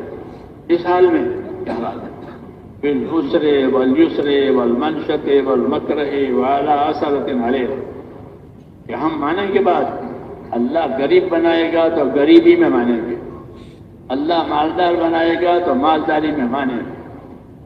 اسرا اور دوسرے کا ہی مطلب ہے کہ اللہ نے غریبی ڈالی ہے، اللہ کے طرف کسی لیے غریبی ہوتے ہے، کسی کے لیے مالداری ہوتے ہے، وہ اس کی حکمت کی بات ہے کہ اگر غریبی ہے تو غریبی میں بھی آپ کی بات مانیں، مالداری ہے تو مالداری میں بھی آپ کی بات مانیں۔ جی چاہنے کی حالت میں حکم آیا، جی بھی چاہ رہا تھا اور حکم بھی آیا، جی بھی چاہ رہا تھا اور تقاضا بھی آیا، تو آسان ہو جاتا ہے، کیونکہ جی چاہنے کی وجہ سے، جی چاہنے کے موافق تقاضا آیا تو ابھی ہم وہ تقاضا پورا کریں گے۔ جی چاہنے کے خلاف تقاضا آیا، ایک تقاضا ایسا آیا کہ جی نہیں چاہ رہا ہے، کہ جی نہیں چاہ رہا ہے تو بھی بات مانیں گے، جی چاہنے پر مسئلہ نہیں ہوگا، جی چاہے نہ چاہے ہم بات کو مانیں گے۔ المنشط والمکرہ، اور پانچویں بات کہ وعلی اثرۃ علینا، کہ ہم کو کوئی پوچھے تو بھی ہم مانیں گے، ہم کو کوئی نہ پوچھے تو بھی مانیں گے۔ یہ اخلاص کی انتہا ہے، اخلاص کی انتہا ہے، انقیاد اور تابع داری کی انتہا ہے کہ مجھے کیوں نہیں پوچھا، ہم سے کیوں نہیں مشورہ لیا۔ اس کی شکایتیں ہوتی ہے، ہاں اس کی شکایتیں ہوتی ہے کہ نہیں ہمارے پاس کوئی شکایت نہیں، ہم سے پوچھا ہو ہم سے نہ پوچھا ہو لیکن کام ہو گیا ہے تو ہم اس پر خوش ہیں۔ اس لیے کہا کہ وعلی اثرۃ علینا، ہم کو کوئی پوچھے تو، ہم کو کوئی نہ پوچھے تو، ہم کو کوئی آگے کرے تو، ہم کو کوئی نہ آگے کرے تو، ہم تو ہر حال میں اللہ کی بات مانیں گے، اس کے رسول کی بات مانیں گے اور کام کریں گے۔ یہ نمونہ ہے اطاعت کا۔ وعلی اثرۃ علینا، اثر، کیوں کہ یہ چیز آدمی کو بھاری لگتی ہے کہ مجھے نہیں پوچھا، اس کو پوچھا، مجھے آگے نہیں کیا، اس کو آگے کیا، اس کو داد دی، مجھے داد نہیں ملی، کہ یہ نہیں ہوگا۔ کیوں کہ یہ تقاضے آدمی کے طبیعت کی طرف سے بھی آتے ہیں، اس کے نفس کی طرف سے بھی آتے ہیں. طبی طور پر یہ ہوتا ہے، مخلص ہوتا ہے تب بھی اس کی طبیعت میں تو یہ بات آتی ہے، اگرچہ وہ اس پر اظہار یا اصرار نہیں کرتا، لیکن آتی ہے بات. مخلص ہے اس لیے نہ اظہار کرے گا نہ اصرار کرے گا، اور اگر اخلاص میں کمی ہے تو شکایت کرے گا کہ ہم سے نہیں پوچھا، ہم کو نہیں بتایا. وہ صحابہ کہتے ہیں کہ بھئی مجھ کو نہیں بتایا، مجھ کو نہیں پوچھا، کوئی بات نہیں، کام تو ہوا، جس کام کو ہونا تھا وہ تو ہو گیا، کہ بس میں اس پر راضی ہوں، چاہے مجھے کوئی پوچھے مجھے کوئی نہ پوچھے، مجھے کوئی آگے کرے مجھے کوئی آگے نہ کرے، مجھے تو اللہ کی بات مان کر کے زندگی گزارنی ہے. اس کو میرے دوستوں اخلاص کہتے ہیں. اللہ کے لیے کرنا، آخرت کے لیے کرنا. تو جو اللہ اور آخرت کے لیے کرنا چاہے گا اس کو ایسی چیزیں برداشت کرنی پڑے گی، وہ برداشت کر بھی لے گا، کیونکہ اس کو برداشت کرنے میں بھی فائدہ ہے، برداشت کرنے میں بھی فائدہ ہے. کیوں کہ دین نے ہم کو یہ سکھایا ہے کہ شکایتیں مت کرو، صبر کرو. صحابہ سے بھی کہا کہ آگے دور ایسا آئے گا، انصار سے فرمایا تھا کہ آگے دور ایسا آئے گا کہ لوگ تمہیں پیچھے ڈالیں گے. ابھی تو تم لوگوں کو آگے کرتے ہو، اپنا کھلاتے ہو، اپنا پلاتے ہو، بھوکے رہ کر کے ان کا اکرام کرتے ہو، تم ایثار سے کام لے رہے ہو. آگے ایسا دور آئے گا کہ لوگ تمہیں پیچھے کریں گے. تمہارا مقام ہے، تمہارا مرتبہ ہے، تم پرانے ہو، تم نے حق ادا کیا ہے، لیکن تمہیں لوگ پیچھے ڈالیں گے. تم کیا کرو گے؟ شکایتیں کرو گے یا جھگڑا کرو گے؟ ایسا نہیں کرو. فَسَتَرَوْنَ بَعْدِي أَثَرًا فَاصْبِرُوا. میرے بعد تم دیکھو گے کہ لوگ اپنے آپ کو تم سے آگے کریں گے اور تمہیں پیچھے کریں گے. حالانکہ تمہارا مقام اونچا ہے، تم آگے ہو، تو تم کو کرنا پڑتا ہے کہ تم صبر کرنا، اور صبر کرنا، اور حوض کوثر پر مجھ سے ملنا. حوض کوثر پر میں تمہیں تمہاری قربانیوں کا بدلہ اللہ سے دلا دوں گا. یہ انصار سے فرمایا تھا. کیوں؟ ایک محنت ہے، اس محنت میں اس قسم کے حالات بھی آتے ہیں. شکایتیں پیدا ہو گئی، کچھ اونچا نیچا ہو گیا، تو یہ کہے کہ اونچا نیچے کو اچھالنا نہیں ہے، اس کو مسئلہ نہیں بنانا ہے، بلکہ کیا کرو کہ صبر و فاصبروا. انصار سے کہا تھا فاصبروا حتی تلقونی علی الحوض، یہاں تک کہ تم مجھ سے حوض کوثر پر ملو گے، وہاں میں تمہارا بدلہ جو تم نے کیا ہے اللہ تعالیٰ سے دلواؤں. یہ ہوگا، یہ اطاعت سکھائی حضور صلی اللہ علیہ وسلم، اطاعت سکھائی. کیونکہ انصار بہت کام کرتے تھے، انصار کی قربانیاں بہت تھی. زیادہ شہید ہونے والے افراد انصار کے ہوتے تھے، کیونکہ ان کی تعداد بھی زیادہ تھی. تو مدینہ ان کا شہری تھا، اس لیے ان کی شہادتیں زیادہ، ان کی قربانیاں زیادہ، ان کی خدمتیں زیادہ، سب چیزیں زیادہ ہوتی. اس کی وجہ سے ایک دفعہ مہاجرین نے یہ کہا کہ یا رسول اللہ، ایک بات ہے. کیا بات؟ یہ بات یہ ہے کہ انصار اپنی قربانیوں میں، اپنی نصرت میں بہت آگے بڑھ گئے، تو سارے درجات آخرت کے ان کو مل جائیں گے، سارا ثواب اور بدلہ ان کو ملے گا. ہمیں کیا ملے گا؟ کیونکہ وہ ہم کو کھلاتے ہیں، ہم کو پلاتے ہیں، ہمیں مکانات بھی دیتے ہیں، ہمیں زمینیں بھی دیتے ہیں، یہاں تک کہ وہ اپنی بیویاں دینے کے لیے تیار ہو جاتے ہیں. تو اس جماعت نے کوئی کمی نہیں چھوڑی ہے، تو سارا اجر و انعام تو انہی کو ملے گا. ہمیں کیا ملے گا؟ جو آخرت کے طلبگار ہوتے ہیں ان کو یہ حسرت ہوتی ہے. تو صحابہ میں یہ بات تھی نہیں کہ کوئی دنیا کا طلبگار ہو، دنیا کا مال مرتبہ، دنیا کی وجاہت چاہتا ہو، دنیا کا نام نمود چاہتا ہو، ایسا کوئی نہیں. ابرہم قلوبا، ان کے دل پاک تھے، ابن مسعود فرماتے ہیں کہ اولئک اصحاب محمد، جانتے ہو وہ اصحاب محمد ہیں کہ وہ کیسے تھے کہ ابرہم قلوبا، کہ وہ اپنے دلوں کے لحاظ سے بہت پاک تھے. ان کے دل میں کوئی غرض نہیں، کوئی دنیا کی ہوس نہیں، کسی کی طرف سے کوئی میل نہیں. ان کے حالات بتا کر بعد میں آنے والی امت کو تعلیم دی ہے کہ دین کے کام کرنے والوں کو جس طرح دین ہمارا پاک ہے شرک سے، ہر قسم کی چیزوں سے، ایسے ہی ہمارے دل بھی پاک ہونے چاہیے کہ ہمارے دل میں کسی کی طرف سے کچھ نہیں، دلوں کے پاک. ابرہم قلوبا، تو یہ حضرات پاک تھے. اس لیے دل کی پاکی یہ بات سمجھاتی تھی کہ انصار اپنی قربانیوں میں، اپنی محنتوں میں آگے بڑھ گئے. تقاضے سارے ان پر ڈالے جاتے ہیں، تقاضے یہ پورے کرتے ہیں. چونکہ تعداد بھی ان کی زیادہ ہے، شہادتیں ان کی زیادہ ہوتی ہے، تو ان کی تو آخرت بن گئی. یہ تو اللہ کے چہیتے ہو گئے، ہمیں کیا ملے گا؟ تو حضور صلی اللہ علیہ وسلم نے فرمایا تمہیں بھی مل سکتا ہے جو ان کو ملا ہے. یہ عجیب بات فرمائی ہے، یہ عجیب بات فرمائی ہے. اس میں اس طرف بھی اشارہ ہے کہ یہ حضرات اپنے دلوں میں پاک تھے، یعنی ان مہاجرین کو انصار کی ترقی سے حسد نہیں ہوتا تھا، اور انصار کو مہاجرین کے آمد کی وجہ سے کوئی دلوں میں تنگی نہیں ہوتی تھی کہ لو یہ بھی آ گئے.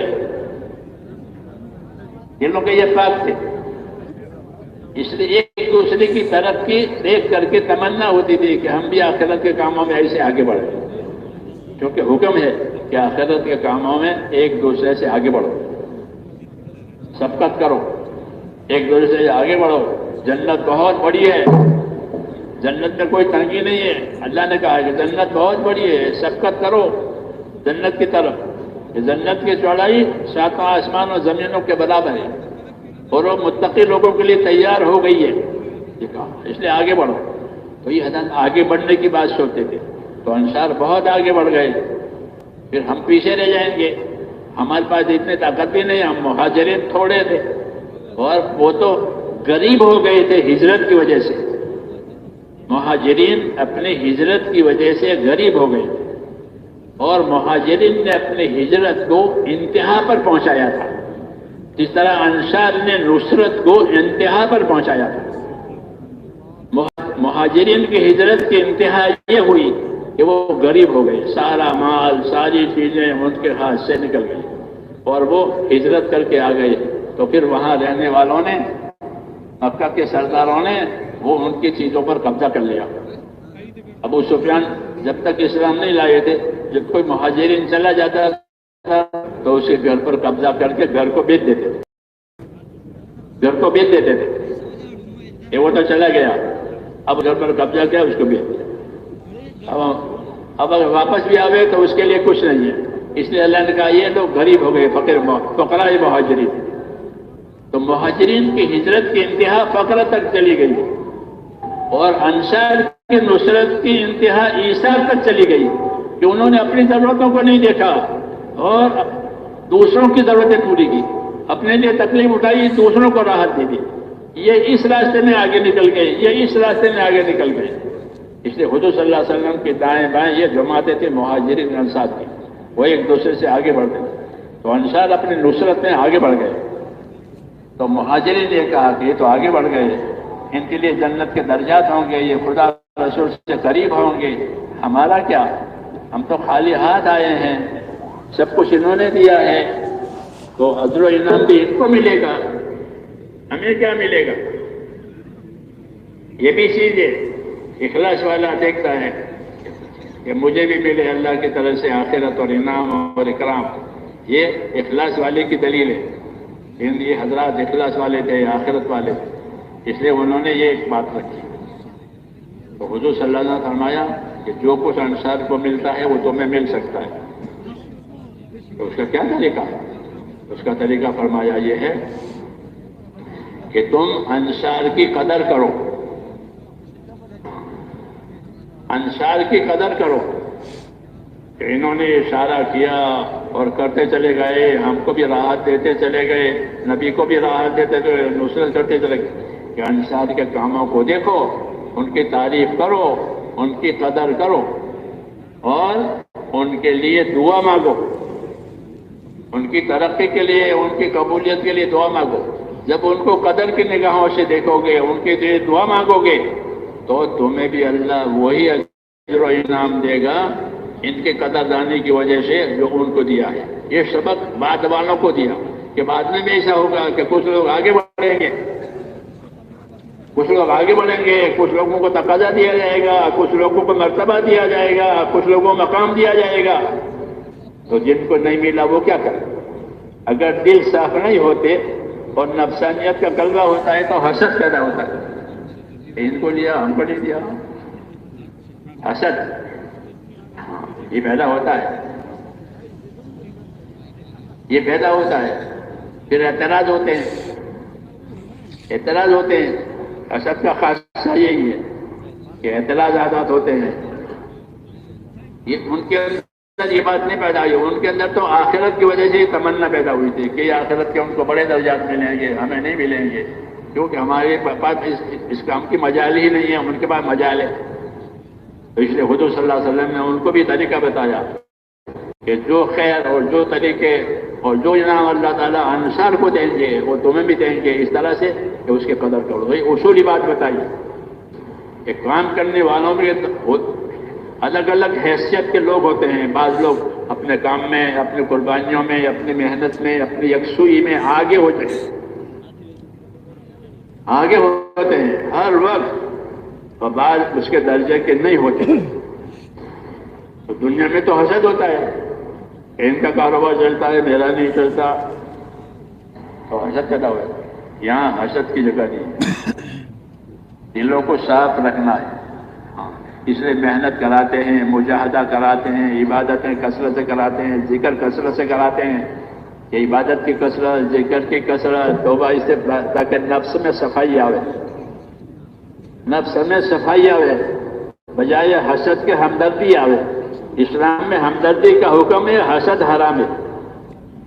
حسد کے مقابلے میں ہمدردی کو کہا، جیسے ماں باپ کو اپنے اولاد سے ہمدردی ہوتی ہے، ہمدردی کی وجہ سے وہ ان کی ترقی چاہتے ہیں، ان کی ترقی سے وہ خوش ہوتے ہیں، ہمدردی کی علامت ہے کہ ترقی سے خوش ہوگا، ترقی کو چاہے گا، تو کہا ہمدردی سیکھو، ہمدردی سیکھو کہ یہ ترقی کر رہے ہیں کہ ہاں اللہ تعالیٰ ان کو اور ترقی دے، ان کو اور ترقی دے، اس نے کہا انصار کے لیے دعا مانگو۔ یہ سبق بعد والوں کو دیا ہے، کیونکہ بعد میں بھی لوگوں کے مراتب میں، لوگوں کی محنتوں میں فرق رہے گا۔ فرق مراتب تو ہر وقت ہوتا ہے، مرتبوں کا فرق، محنتوں کا فرق، یہ ہر وقت ہوتا ہے۔ 5 انگلیاں اللہ نے ایک سی نہیں بنائی ہے، الگ الگ ہے، اور ہر ایک میں الگ الگ صلاحیتیں ہیں، الگ الگ قربانیاں ہیں، الگ الگ محنتیں، وہ ترقی کریں گے۔ تو ترقی دیکھ کر ترقی کی تمنا کرنا اور اپنے آپ کو آگے بڑھانے کی تدبیر لینا یہ تو اچھی بات ہے، لیکن ترقی دیکھ کر حسد کرنا یہ شیطان کا کام ہے۔ شیطان نے آدم علیہ السلام پر حسد کیا ہے، ساری بیماری ہے یہ کہ حسد آیا ترقی دیکھ کر کے۔ حالانکہ اللہ تعالیٰ نے دنیا کو دارالعمل بنایا ہے اور کہا کہ آگے بڑھو، جتنا بڑھ سکتے ہو بڑھو، جتنا بڑھ سکتے ہو بڑھو، موت تک کھلا ہوا میدان ہے اور راستہ صاف ہے۔ تو ترقی کے لیے تو کہا ہے، اور جب کسی کی ترقی ہو تو اس کی ترقی کو اچھی نظر سے دیکھو گے تو ان کو ترقی پر جو کچھ ملے گا تم کو اپنے اخلاص کی وجہ سے اور اخلاص کا یہ معاملہ کرنے کی وجہ سے کہتے ہیں تم کو بھی وہی ملے گا جو ان کو ملے گا، جیسے مہاجرین کو سکھایا کہ تم ان کی ترقی کے لیے دعا کرو، ان کی قدر کرو، تو اللہ تمہیں جو انصار کو جو ملا ہے وہ تم کو مل جائے گا۔ یہ حضور صلی اللہ علیہ وسلم نے بتایا کہ مراتب میں فرق رہے گا، صاف ایک دوسرے کے خیر چاہی جائے گی۔ اسلام ہمدردی کا سبق دیتا ہے، اپنے بھائی کی خیر کو دیکھنا، اس کی ترقی کے لیے دعا کرنا۔ حیات صحابہ میں لکھا ہوا ہے کہ صحابہ ایک دوسرے کے لیے دعا مانگتے تھے، ایک دوسرے کے لیے دعا مانگتے تھے۔ ایک دوسرے دعا میں کیا مطلب؟ ایک دوسرے کی ترقی چاہتے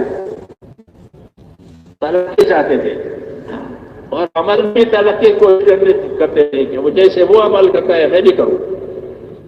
تو حکم بھی یہی ہے کہ اپنے عمل کے لحاظ سے ایک دوسرے سے آگے بڑھو، آگے بڑھنے کی کوشش کرو.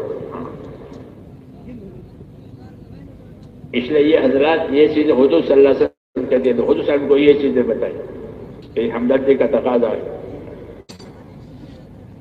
پھر دلوں میں صفائی ہوگی کہ پھر کوئی حسد کی بات نہیں کرے گا، بلکہ اپنی بھائی ترقی کر رہا ہے تو اس کی ترقی کی دعا مانگے، ترقی کی دعا مانگے گا اور اس قدر کرے گا تو اس کو جو اجر و انعام ملے گا وہ ان کو بھی ملے گا. یہ راستہ حضور صلی اللہ علیہ وسلم نے کھول دیا ہے، یہ مبارک راستہ ہے. اس طریقے سے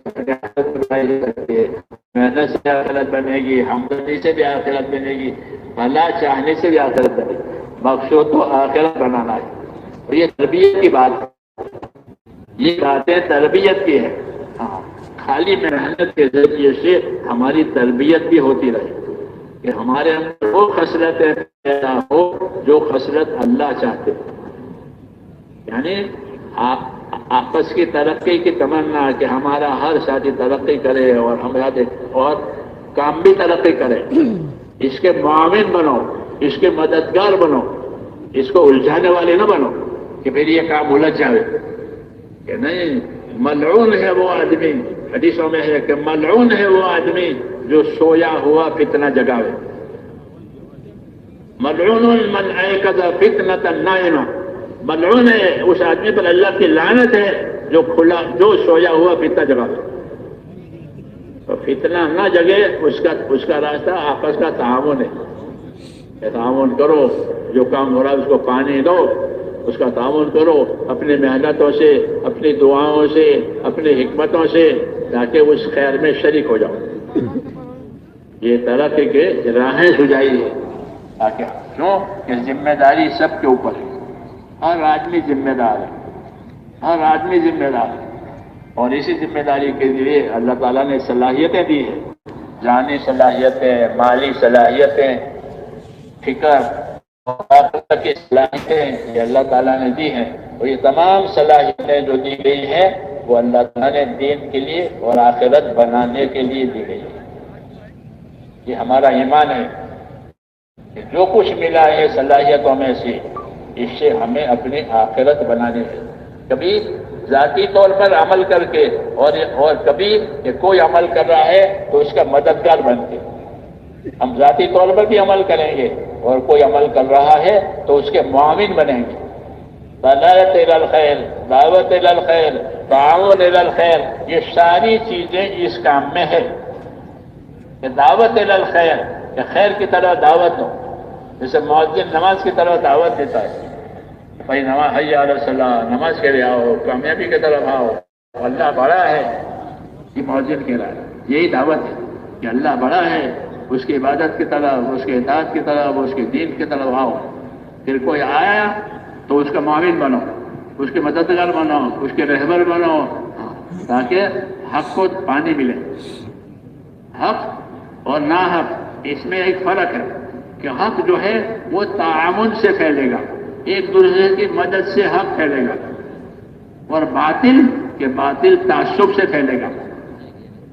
تعصب، ہٹ دھرمی، ضد، اس سے باطل پھیلتا ہے. یہ باطل کی رگیں ہیں. ہمیں اللہ تعالیٰ نے باطل کی رگوں سے پاک کیا ہے کہ ہمارا تو ایک ہی مقصود ہے، وہ اللہ ہے. ہم سے ہمارا اللہ راضی ہو جائے اور کوئی مقصد نہیں. اس لیے ہر حال میں ہم اللہ کی اطاعت کریں گے اور جو اطاعت کے کام ہو رہے ہیں ہم اس کے مددگار بنیں گے. یہ بھی ہے، اطاعت بھی ہو گئی اور اطاعت کے جتنے کام ہو رہے ہیں ہم اس کے مددگار بنیں گے. اس لیے نصرت کا بھی حکم ہے، استقامت کا بھی حکم ہے کہ اپنے دین پر قائم رہو، اپنے کام پر قائم رہو، ہر حال میں قائم رہو، استقامت کے ساتھ رہو. نبی کو بھی استقامت کا حکم ہوتا ہے، امت کو بھی استقامت کا حکم ہوتا ہے، دونوں کو حکم ہوتا ہے. نبی سے بھی کہا جا رہا ہے فاستقم کما امرت ومن تاب معک. اے نبی، جس بات کا آپ کو حکم اللہ کی طرف سے دیا جائے آپ اس کے پورے پابند رہو۔ کہتے ہیں علماء کہ یہ حکم اللہ تعالیٰ کے لیے بہت، حضور صلی اللہ علیہ وسلم کے لیے یہ حکم اللہ تعالیٰ کا بہت سخت اور بھاری تھا کہ اللہ نے فرمایا کہ اے نبی جو حکم دے اس کے پابند بنو، فاستقم کما امرت، جو حکم دیا جائے آپ اس کے پابند رہیں۔ اللہ کے حکم کی پابندی اللہ ہر وقت دیکھنے والا ہے، بھاری بات ہے، ہاں بھاری بات ہے، اللہ سے کوئی چیز پردے میں نہیں ہے۔ اس نے کہتے یہ آیت حضور صلی اللہ علیہ وسلم پر بہت بھاری تھی کہ پابند رہے نبی، پابند رہو جس بات کا حکم دیا۔ پھر آگے چل کر اللہ نے جس طرح نبی کو پابندی کا اور استقامت کا حکم دیا، امت کو بھی حکم دیا، فاستقم کما امرت ومن تاب معک، اے نبی آپ بھی پابند رہو استقامت کے ساتھ، اور جو لوگ آپ پر توبہ کر کے ایمان لائے ہیں اور ایمان رکھتے ہیں اپنے اندر، یہ بھی اپنے آپ کو پابند کریں۔ بنیادی طور پر ہماری طرف دو حکم متوجہ ہیں، ایک حکم استقامت کا کہ اپنے دین کے کاموں پر پابند رہو۔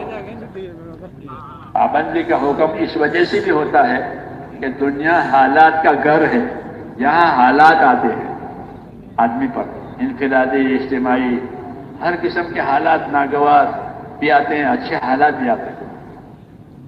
جب حالات آئیں گے تو اب یہ ہے کہ آدمی حالات کے حساب سے زندگی گزارے یا حکم کے حساب سے زندگی گزارے۔ تو کہتے ہیں زندگی تو ہر حال میں حکم کے مطابق گزرے گی۔ ہاں حالات اچھے ہیں تو شکر کے ساتھ، حالات ناگوار ہیں تو صبر کے ساتھ، یہ طریقہ بتایا گیا۔ بعض جب حالات ناگوار ہوتے ہیں، مختلف قسم کی رکاوٹیں ہوتی ہیں، تو کیا کرنا کہ آپ صبر کے ساتھ رہو، اپنی طاقت کے مطابق صبر کے ساتھ کام کرو۔ چھوڑنے کی اجازت نہیں ہے کہ چھوڑ کے بیٹھ جاؤ، کہ نہیں، فاستقم کہ قائم رہو آپ بھی اور آپ کی امت بھی، ومن تاب معک، تو استقامت کو حکم دیا کہ ہر حال میں حکموں پر اپنے آپ کو جمانا ہے، کہ جب حکموں پر حال میں جمیں گے تو یہ قربانی بنے گی، اور قربانی کی سطح روز روز اونچی ہوگی استقامت کی وجہ سے۔ جیسے کسی مکان کی چنائی ہوتی ہے، اینٹ پر اینٹ، تو پھر وہ دیوار اوپر تک پہنچ جاتی ہے، ایسے قربانی پر قربانی، استقامت کا استقامت، تو زندگی کا یہ معیار، دینی زندگی کا یہ معیار اونچا ہو جاتا ہے۔ اس لیے پابندی کا حکم دیا ہے کہ اپنے طاقت کے مطابق اپنے آپ کو پابند کرنا، تاکہ جھول نہ پڑے، اندر کمزوری نہ آئے۔ ہاں طاقت سے زیادہ کرنے کا حکم نہیں ہے۔ فاتقوا اللہ ما استطعتم، جتنی استطاعت ہے، جتنی طاقت ہے، اتنا اپنے آپ کو پابند کرو۔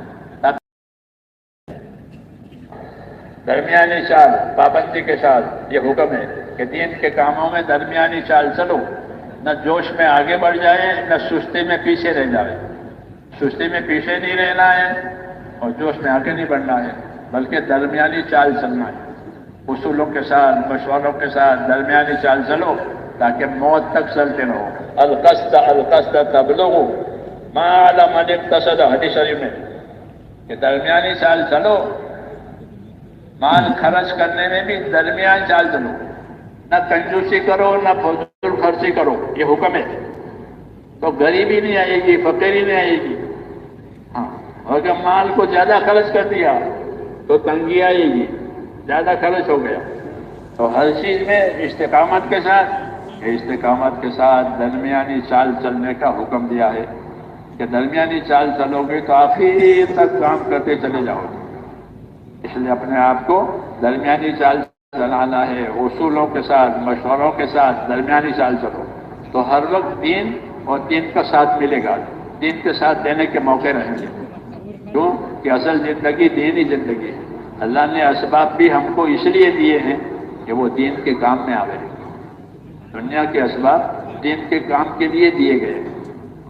اس لیے کہتے ہیں کہ آج مسلمان کا مال اور مسلمان کی حیات، یہ دونوں اللہ کی امانتیں ہیں، اور وہ دی ہے آخرت بنانے کے لیے، وہ دی ہے قربانی کے لیے۔ لیکن کتنی قربانی کہ اپنی طاقت کے مطابق قربانی دے. فتقوا اللہ، جتنی طاقت ہے اتنا تو کرو. پھر جہاں تمہاری طاقت ختم ہو جائے گی کہ وہاں اللہ کی طاقت آئے گی. یہی ہوا ہے کہ جہاں اپنی طاقت ختم ہوئی تو اللہ کی طاقت آئی، اور اللہ نے کہا جب تمہاری طاقت ختم ہوئی کہ پھر ہماری طاقت آئے گی. وَيَزِدْكُمْ قُوَّةً إِلَىٰ قُوَّتِكُمْ، اللہ تمہاری قوت میں اپنی قوت کا اضافہ کرے گا. کہ اب یہ کمزور ہو گئے تو اب اللہ تعالیٰ اپنی طاقت دے گا. یہ کام کرتے گا، کمزوری آ گئی تو اب اللہ اپنی طاقت دے گا.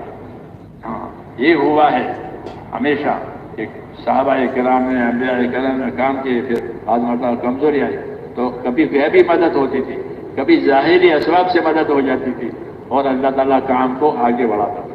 کیوں کہ یہ مخلص ہے، کام چاہتے ہیں اور کچھ نہیں چاہتے. تو اللہ تعالیٰ نے اخلاص اور استقامت کو ترقی کا ذریعہ بنایا ہے کہ ایک تو اپنے اندر اخلاص کہ اور کوئی غلط نہیں ہے سوائے آخرت بننے کے. یہ ضروری ہے کہ نگاہ اپنی آخرت بنانے پر ہو. ہاں یہ انبیاء کرام کی خاص چیز ہے کہ اللہ نے ان کی نگاہ کو آخرت پر لگایا ہے. اِنَّا أَخْلَصْنَاهُمْ بِخَالِصَةٍ ذِكْرَ الدَّارِ، انبیاء کرام کے بارے میں کہا اللہ تعالیٰ نے ان کو ایک خاص چیز پر لگایا ہے. وہ کیا کہ ان کی نگاہ، ان کی توجہ صرف آخرت ہے. تو دنیا کو اس کا ذریعہ بنا رہے ہیں کہ اپنے آخرت بنانے کے لیے.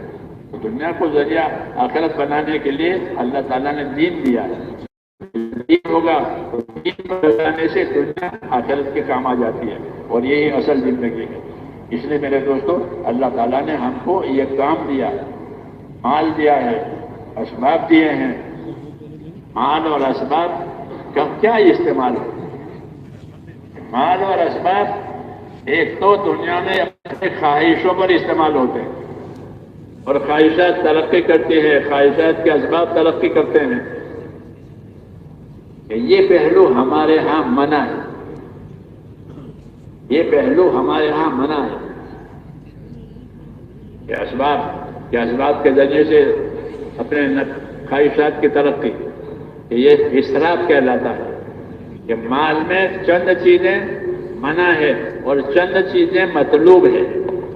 مال اور اسباب، کہ مال اور اسباب میں جو چیزیں منع ہے کہ کیا منع ہے کہ اسراف منع ہے. اسراف مت کرو، یہ حکم ہے ہم کو کہ اسراف مت کرو. یعنی ضرورت سے زیادہ مال نہ لگاؤ، اپنی ضرورتوں پر مال لگاؤ لیکن ضرورتوں زیادہ نہیں. اگر ضرورت سے زیادہ مال اسراف پر لگ گیا تو پھر مال میں خیر نہیں ہوگی، مال میں برکت نہیں ہوگی. کہ 5 روپے کی جگہ تھی اور 15 روپے لگا دیے تو 10 روپے اسراف میں گئے ہیں. جی ہاں، اس لیے روانگی کی ہدایتیں حضرت جی دیتے تھے تو فرماتے تھے کہ اللہ تعالیٰ سے نکلو اپنے مال جان کے ساتھ اور مال میں اسراف مت کرو. ہدایت ہے کہ مال میں اسراف نہیں، مال میں اسراف برا ہے، اسراف برا ہے. اسراف سے آگے دوسرا درجہ تبذیر کا ہے. تبذیر کا مطلب یہ ہے کہ ضرورت نہیں ہے تو خرچ کرو، کوئی ضرورت نہیں ہے بلا وجہ مال اس پر کہ شوق ہے، شو ہے، اس کو تبذیر کہتے ہیں کہ بلا وجہ مال لگایا، ایک شوق ہے. تو مال میں اسراف، مال میں تبذیر، اور تیسرا کہ مال میں تعیش، اطراف کہتے ہیں اس کو، مترفین. یہ 3 چیزیں مال کی لائن میں منع آئی ہے ہمارے دین میں کہ اسراف نہیں کیا جائے گا. ضرورت سے زیادہ نہیں، ضرورت اتنی ہے تو ٹھیک ہے. ہم لوگ مکہ معظمہ میں تھے، لمبا وقت تھا، مولانا سعید خان صاحب رہتے تھے. تو حاجی لوگ بھی آتے تھے، مولانا حاجیوں کی خدمت کرتے تھے، کھلاتے تھے حاجیوں کو، حج کے ارکان وغیرہ بھی رہبری بہت ہوئی. تو حاجیوں کی خدمت کے لیے کھانے پکانے کا سامان خریدنے کے لیے خود ہی جاتے تھے، ہم بھی ساتھ جاتے تھے. تو سامان خریدتے تھے تو اگر کوئی چیز 1.25 ریال کی بھی ہے اور 1 ریال کی بھی ہے. ایک چائے کا پاؤڈر آتا تھا سفید، دودھ کی جگہ استعمال کرتے تھے اس کو. تو 2 قسم تھی. ایک دفعہ میں بھی ساتھ گیا بازار میں دو قسم، ایک قسم 1.25 ریال اور پاؤڈر دودھ کا، دوسری قسم 1 ریال۔ مولانا نے فرمایا 1 ریال والا خریدیں گے، 1.25 ریال والا نہیں خریدنا، چائے ہی تو بنانی ہے، اس سے بھی چائے بن جائے گی، اس سے بھی چائے بنائے گی، 1.25 ریال کیوں ڈال دے؟ یہ طریقہ، یہ 1.25 ریال خامہ کا کیوں ڈالے؟ چائے تو اسے بھی بنتی ہے، اسے بھی بنتی ہے۔ یہ مثال ہے، ہم نے اپنے بزرگوں کے ساتھ یہ دیکھا، بزرگوں کی صحبت کا یہ فرق ہے، کام کرنے کے طریقے، کام کرنے کے سلیقے ملتے ہیں۔ البرکت ما اکابرکم، یاد رکھو برکت تمہیں اپنے بڑوں سے ملے گی۔ تو جس وقت میں جو بڑے ہوں کہ ان سے فائدہ اٹھاؤ، ان سے فائدہ اٹھاؤ، کہ برکتیں ہر زمانے میں تمہیں اپنے بڑوں سے ملے گی، کہ وہ اخلاص کے ساتھ کام کر رہے ہیں، بڑے ہیں، کہ ان کے ذریعے سے تمہیں خیر ملے گی۔ تو میں نے ان کے ساتھ یہ دیکھا، یہ ریال کا ہے یہ ڈبہ، اور یہ ریال کا ہے، کہ ریال والا لیں گے، 1.25 ریال والے لیں گے، چاہے تو اس سے بن جائے گی، اس سے بن جائے گی، 1.25 ریال کو جائز ہے۔ کیوں؟ کہ اسراف منع ہے، کہ مال میں اسراف نہیں کیا جائے گا، جو 1.25 ریال بچے گا وہ دوسرے وقت میں کام آئے گا۔ لا خیر فی الصرف، اسراف میں کوئی خیر نہیں ہے، لیکن خیر میں خرچ کرو تو کوئی اسراف بھی نہیں ہے۔ اگر موقع خیر کا ہے تو خرچ کرو، 1 بھی لگاؤ، 10 بھی لگاؤ، 100 بھی لگاؤ، 1000 بھی لگاؤ، 1,00,000 بھی لگاؤ۔ کیوں؟ کہ خیر کا راستہ ہے، کہ خیر کے راستے میں خرچ کرنے میں کوئی اسراف نہیں۔ آگے بڑھو، کہ لا خیر فی الصرف ولا صرف فی الخیر، کہ خیر کے راستے میں مال لگانے میں کوئی اسراف نہیں ہے، کہ بھائی اللہ کے راستے میں جانا ہے اور جماعت کا اتنا خرچہ ہے، سفر کا اتنا خرچہ ہے، حج کا اتنا خرچہ ہے، کہ کریں گے۔ کیوں؟ کہ حج مطلوب ہے، دین کا سفر مطلوب ہے، چاہے جتنا خرچ جا رہا ہے، جان مال تو ہے ہی اس کے لیے، اس میں کوئی اسراف نہیں ہے۔ کہ لا صرف فی الخیر، خیر میں کوئی اسراف نہیں ہے، اور اسراف میں کوئی خیر نہیں ہے۔ شادیوں میں اسراف، کھانوں میں اسراف، کپڑوں میں اسراف، سواریوں میں اسراف، عمارتوں میں اسراف، کہ اس میں کوئی خیر نہیں، اس میں کوئی خیر نہیں۔ یہ 5 شکلیں ہیں مسلمانوں کے اسراف کی، ان کی سواریوں میں اور ان کی شادیوں میں، ان کے کپڑوں میں، ان کے کھانوں میں، ان کی عمارتوں میں۔ اور اسے اتنا کہتے ہیں مسلمانوں کی یہ 5 چیزوں میں اسراف ہے، اس لیے ان کی مالی حالت تنگ ہو جاتی ہے۔ ہم کو اسراف سے منع کیا گیا ہے کہ مال میں اسراف نہیں ہونا چاہیے۔ ہاں حق ہے تو پھر جتنا بھی لگاؤ۔ تو مال کی ایک لائن اسراف ہے، دوسری لائن تبذیر ہے۔ تبذیر کا مطلب یہ ہے کہ جہاں موقع نہیں ہے وہاں بھی لگاؤ، موقع بے موقع، یہ شیطان سو جاتا ہے۔ جب رسول صلی اللہ علیہ وسلم پیدا ہوئے تو یہ معلوم ہوا کہ ایک نبی پیدا ہوا ہے اور نبی کے ساتھ امت بھی ہے، تو شیطان نے کہا ٹھیک ہے، نبی کو پیدا ہونے دو، امت کو پیدا ہونے دو، میں بھی کچھ کروں گا۔ تو ان کے لوگوں نے کہا آپ کیا کرو گے؟ کہ میں یہ کروں گا کہ نبی جہاں لگانے کو کہے گا میں وہاں نہیں لگوانے دوں گا، اور نبی جہاں منع کرے گا ان کا جان مال میں وہاں لگوا دوں گا، بالکل مقابل۔ پڑھنا فضائل صدقات میں حضرت شیخ عبداللہ نے یہ باتیں خوب لکھی ہیں۔ یہ اسراف ہے کہ مسلمانوں کا مال اسراف سے پاک ہونا چاہیے۔ تبذیر کہ بلا وجہ مال خرچ کرنا یہ بھی صحیح نہیں ہے۔ عیش میں بھی مال خرچ کرنا یہ بھی منع ہے، جس کو اطراف کہتے ہیں، عیش پرستی۔ ایاک والتنعم، حضور نے فرمایا خبردار خبردار عیش پرستی کوئی نہ کرے، اس لیے کہ اللہ کے نیک بندے عیش پرست نہیں ہوتے۔ تو مال کے یہ نقصان والے پہلو بتائیں گے کہ اسراف ہو، تبذیر ہو، عیش پرستی ہو، کہ یہ مال میں یہ بات پسند نہیں۔ ہاں انصاف ہو، احسان ہو، ایثار ہو، یہ مطلوب ہے۔ انصاف کرو، جس کا جو حق ہے وہ دے دو، انصاف کا تقاضا ہوتا ہے کہ اس کا یہ حق ہے، کہ ہاں اس کا یہ حق دے دو، کیونکہ دنیا حقوق کی جگہ ہے، اس لیے اللہ نے انصاف کو ہر وقت فرض کیا ہے اور ظلم کو ہر وقت حرام کیا ہے۔ انصاف ہوگا تو حقوق ادا ہوں گے، انصاف نہیں تو کیسے ادا ہوگا؟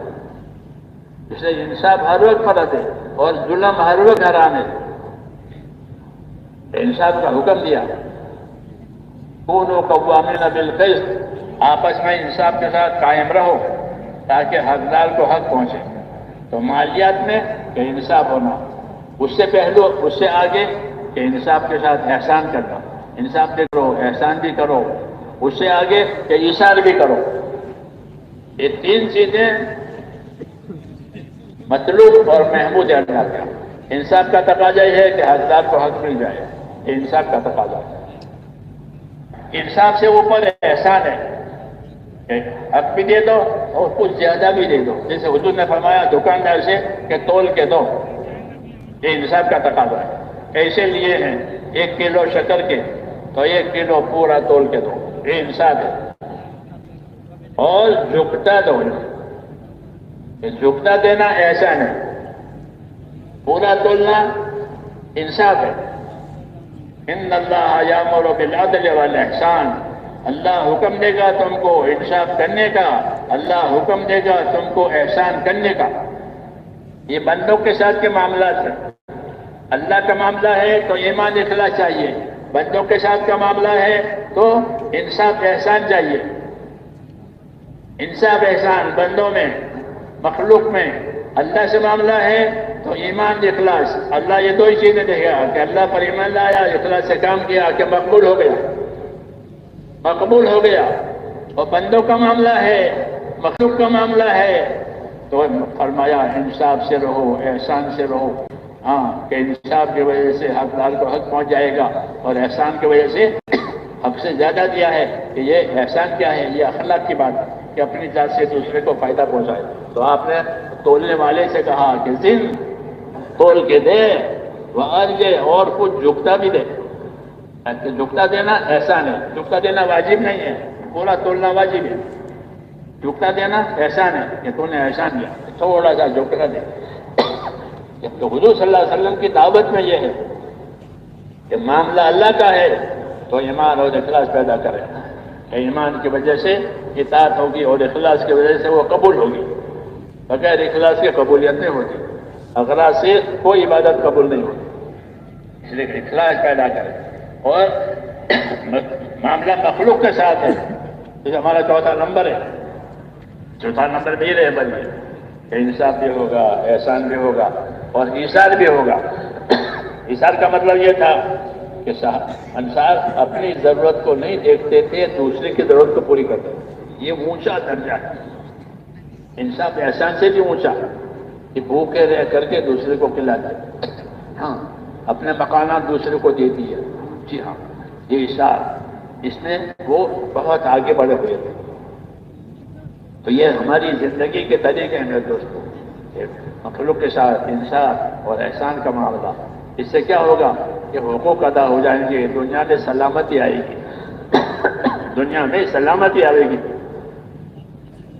اور یہ دین ہے ہی سلامتی لانے والا۔ حضور صلی اللہ علیہ وسلم جب کسی کو دعوت دیتے تھے تو یہ فرماتے تھے کہ اسلم تسلم، قبول کر لو اسلام کو، سلامت رہو گے۔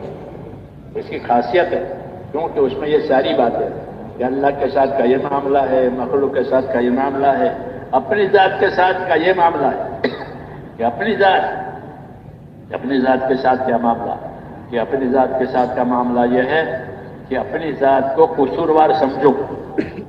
سہل ابن حنیف ایک صحابی تھے، وہ ہمیشہ یہ تلقین کرتے تھے کہ دیکھو کوئی بھی معاملہ ہو جاوے اپنے آپ کو قصوروار سمجھو۔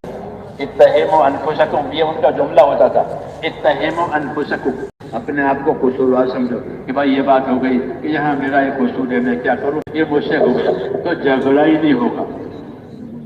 ہاں، اور یہ کہ ہم نے تو کیا تھا، تم نے مانا، تم نے نہیں کیا، تو پھر اب بات نہیں بنے گی۔ وہ یہ تلقین کرتے تھے۔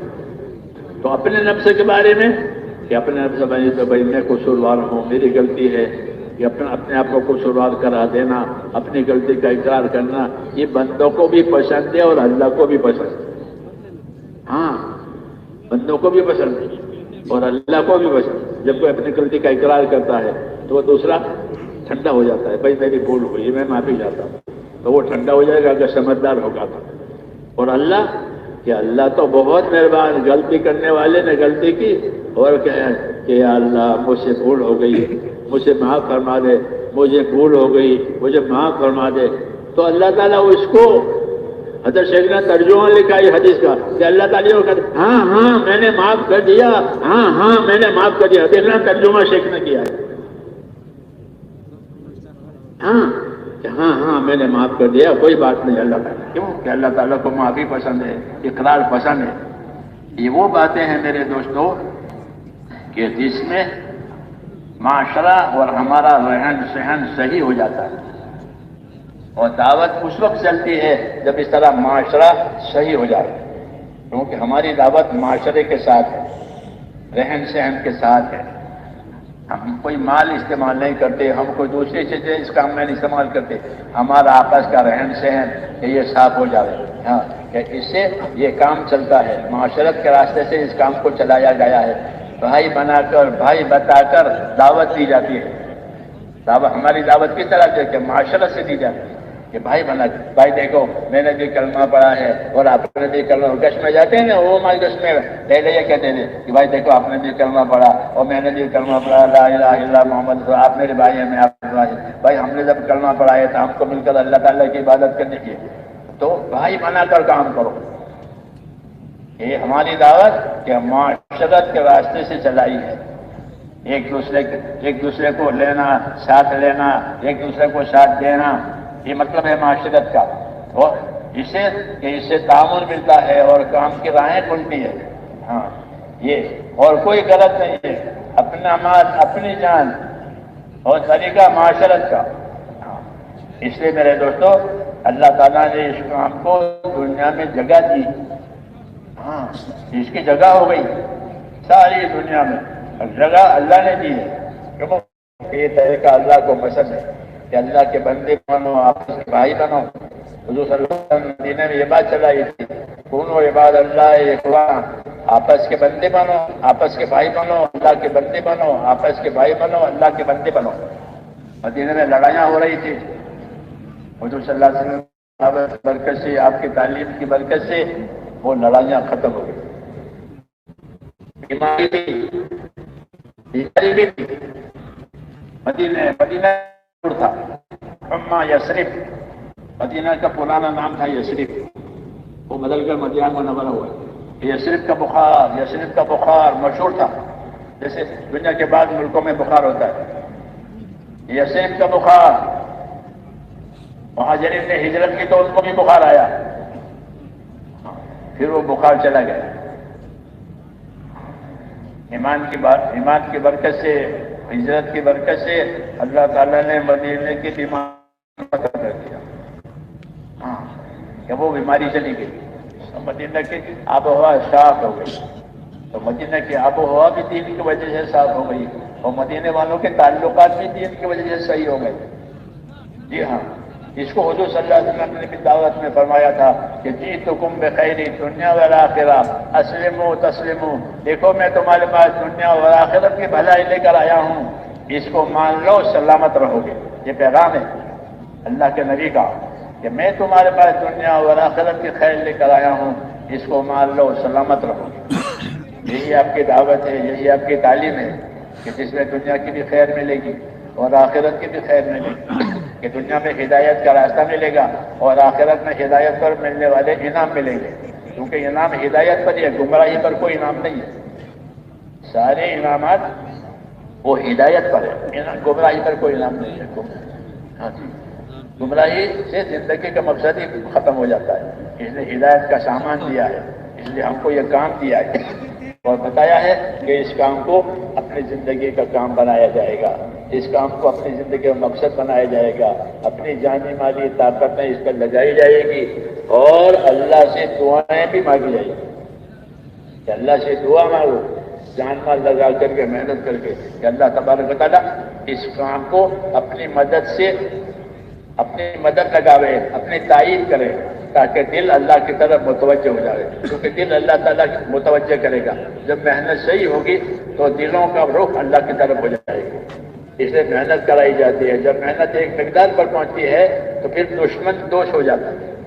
ہاں، حضور صلی اللہ علیہ وسلم کے دشمن بہت تھے، وہ سب دوست ہو گئے، تھوڑے ضدی تھے وہ ہلاک ہوئے، ابو جہل اور ابو لہب ضدی کے سب وہی ہلاک ہوئے ہیں، باقی دشمن جو تھے وہ سب دوست ہو گئے۔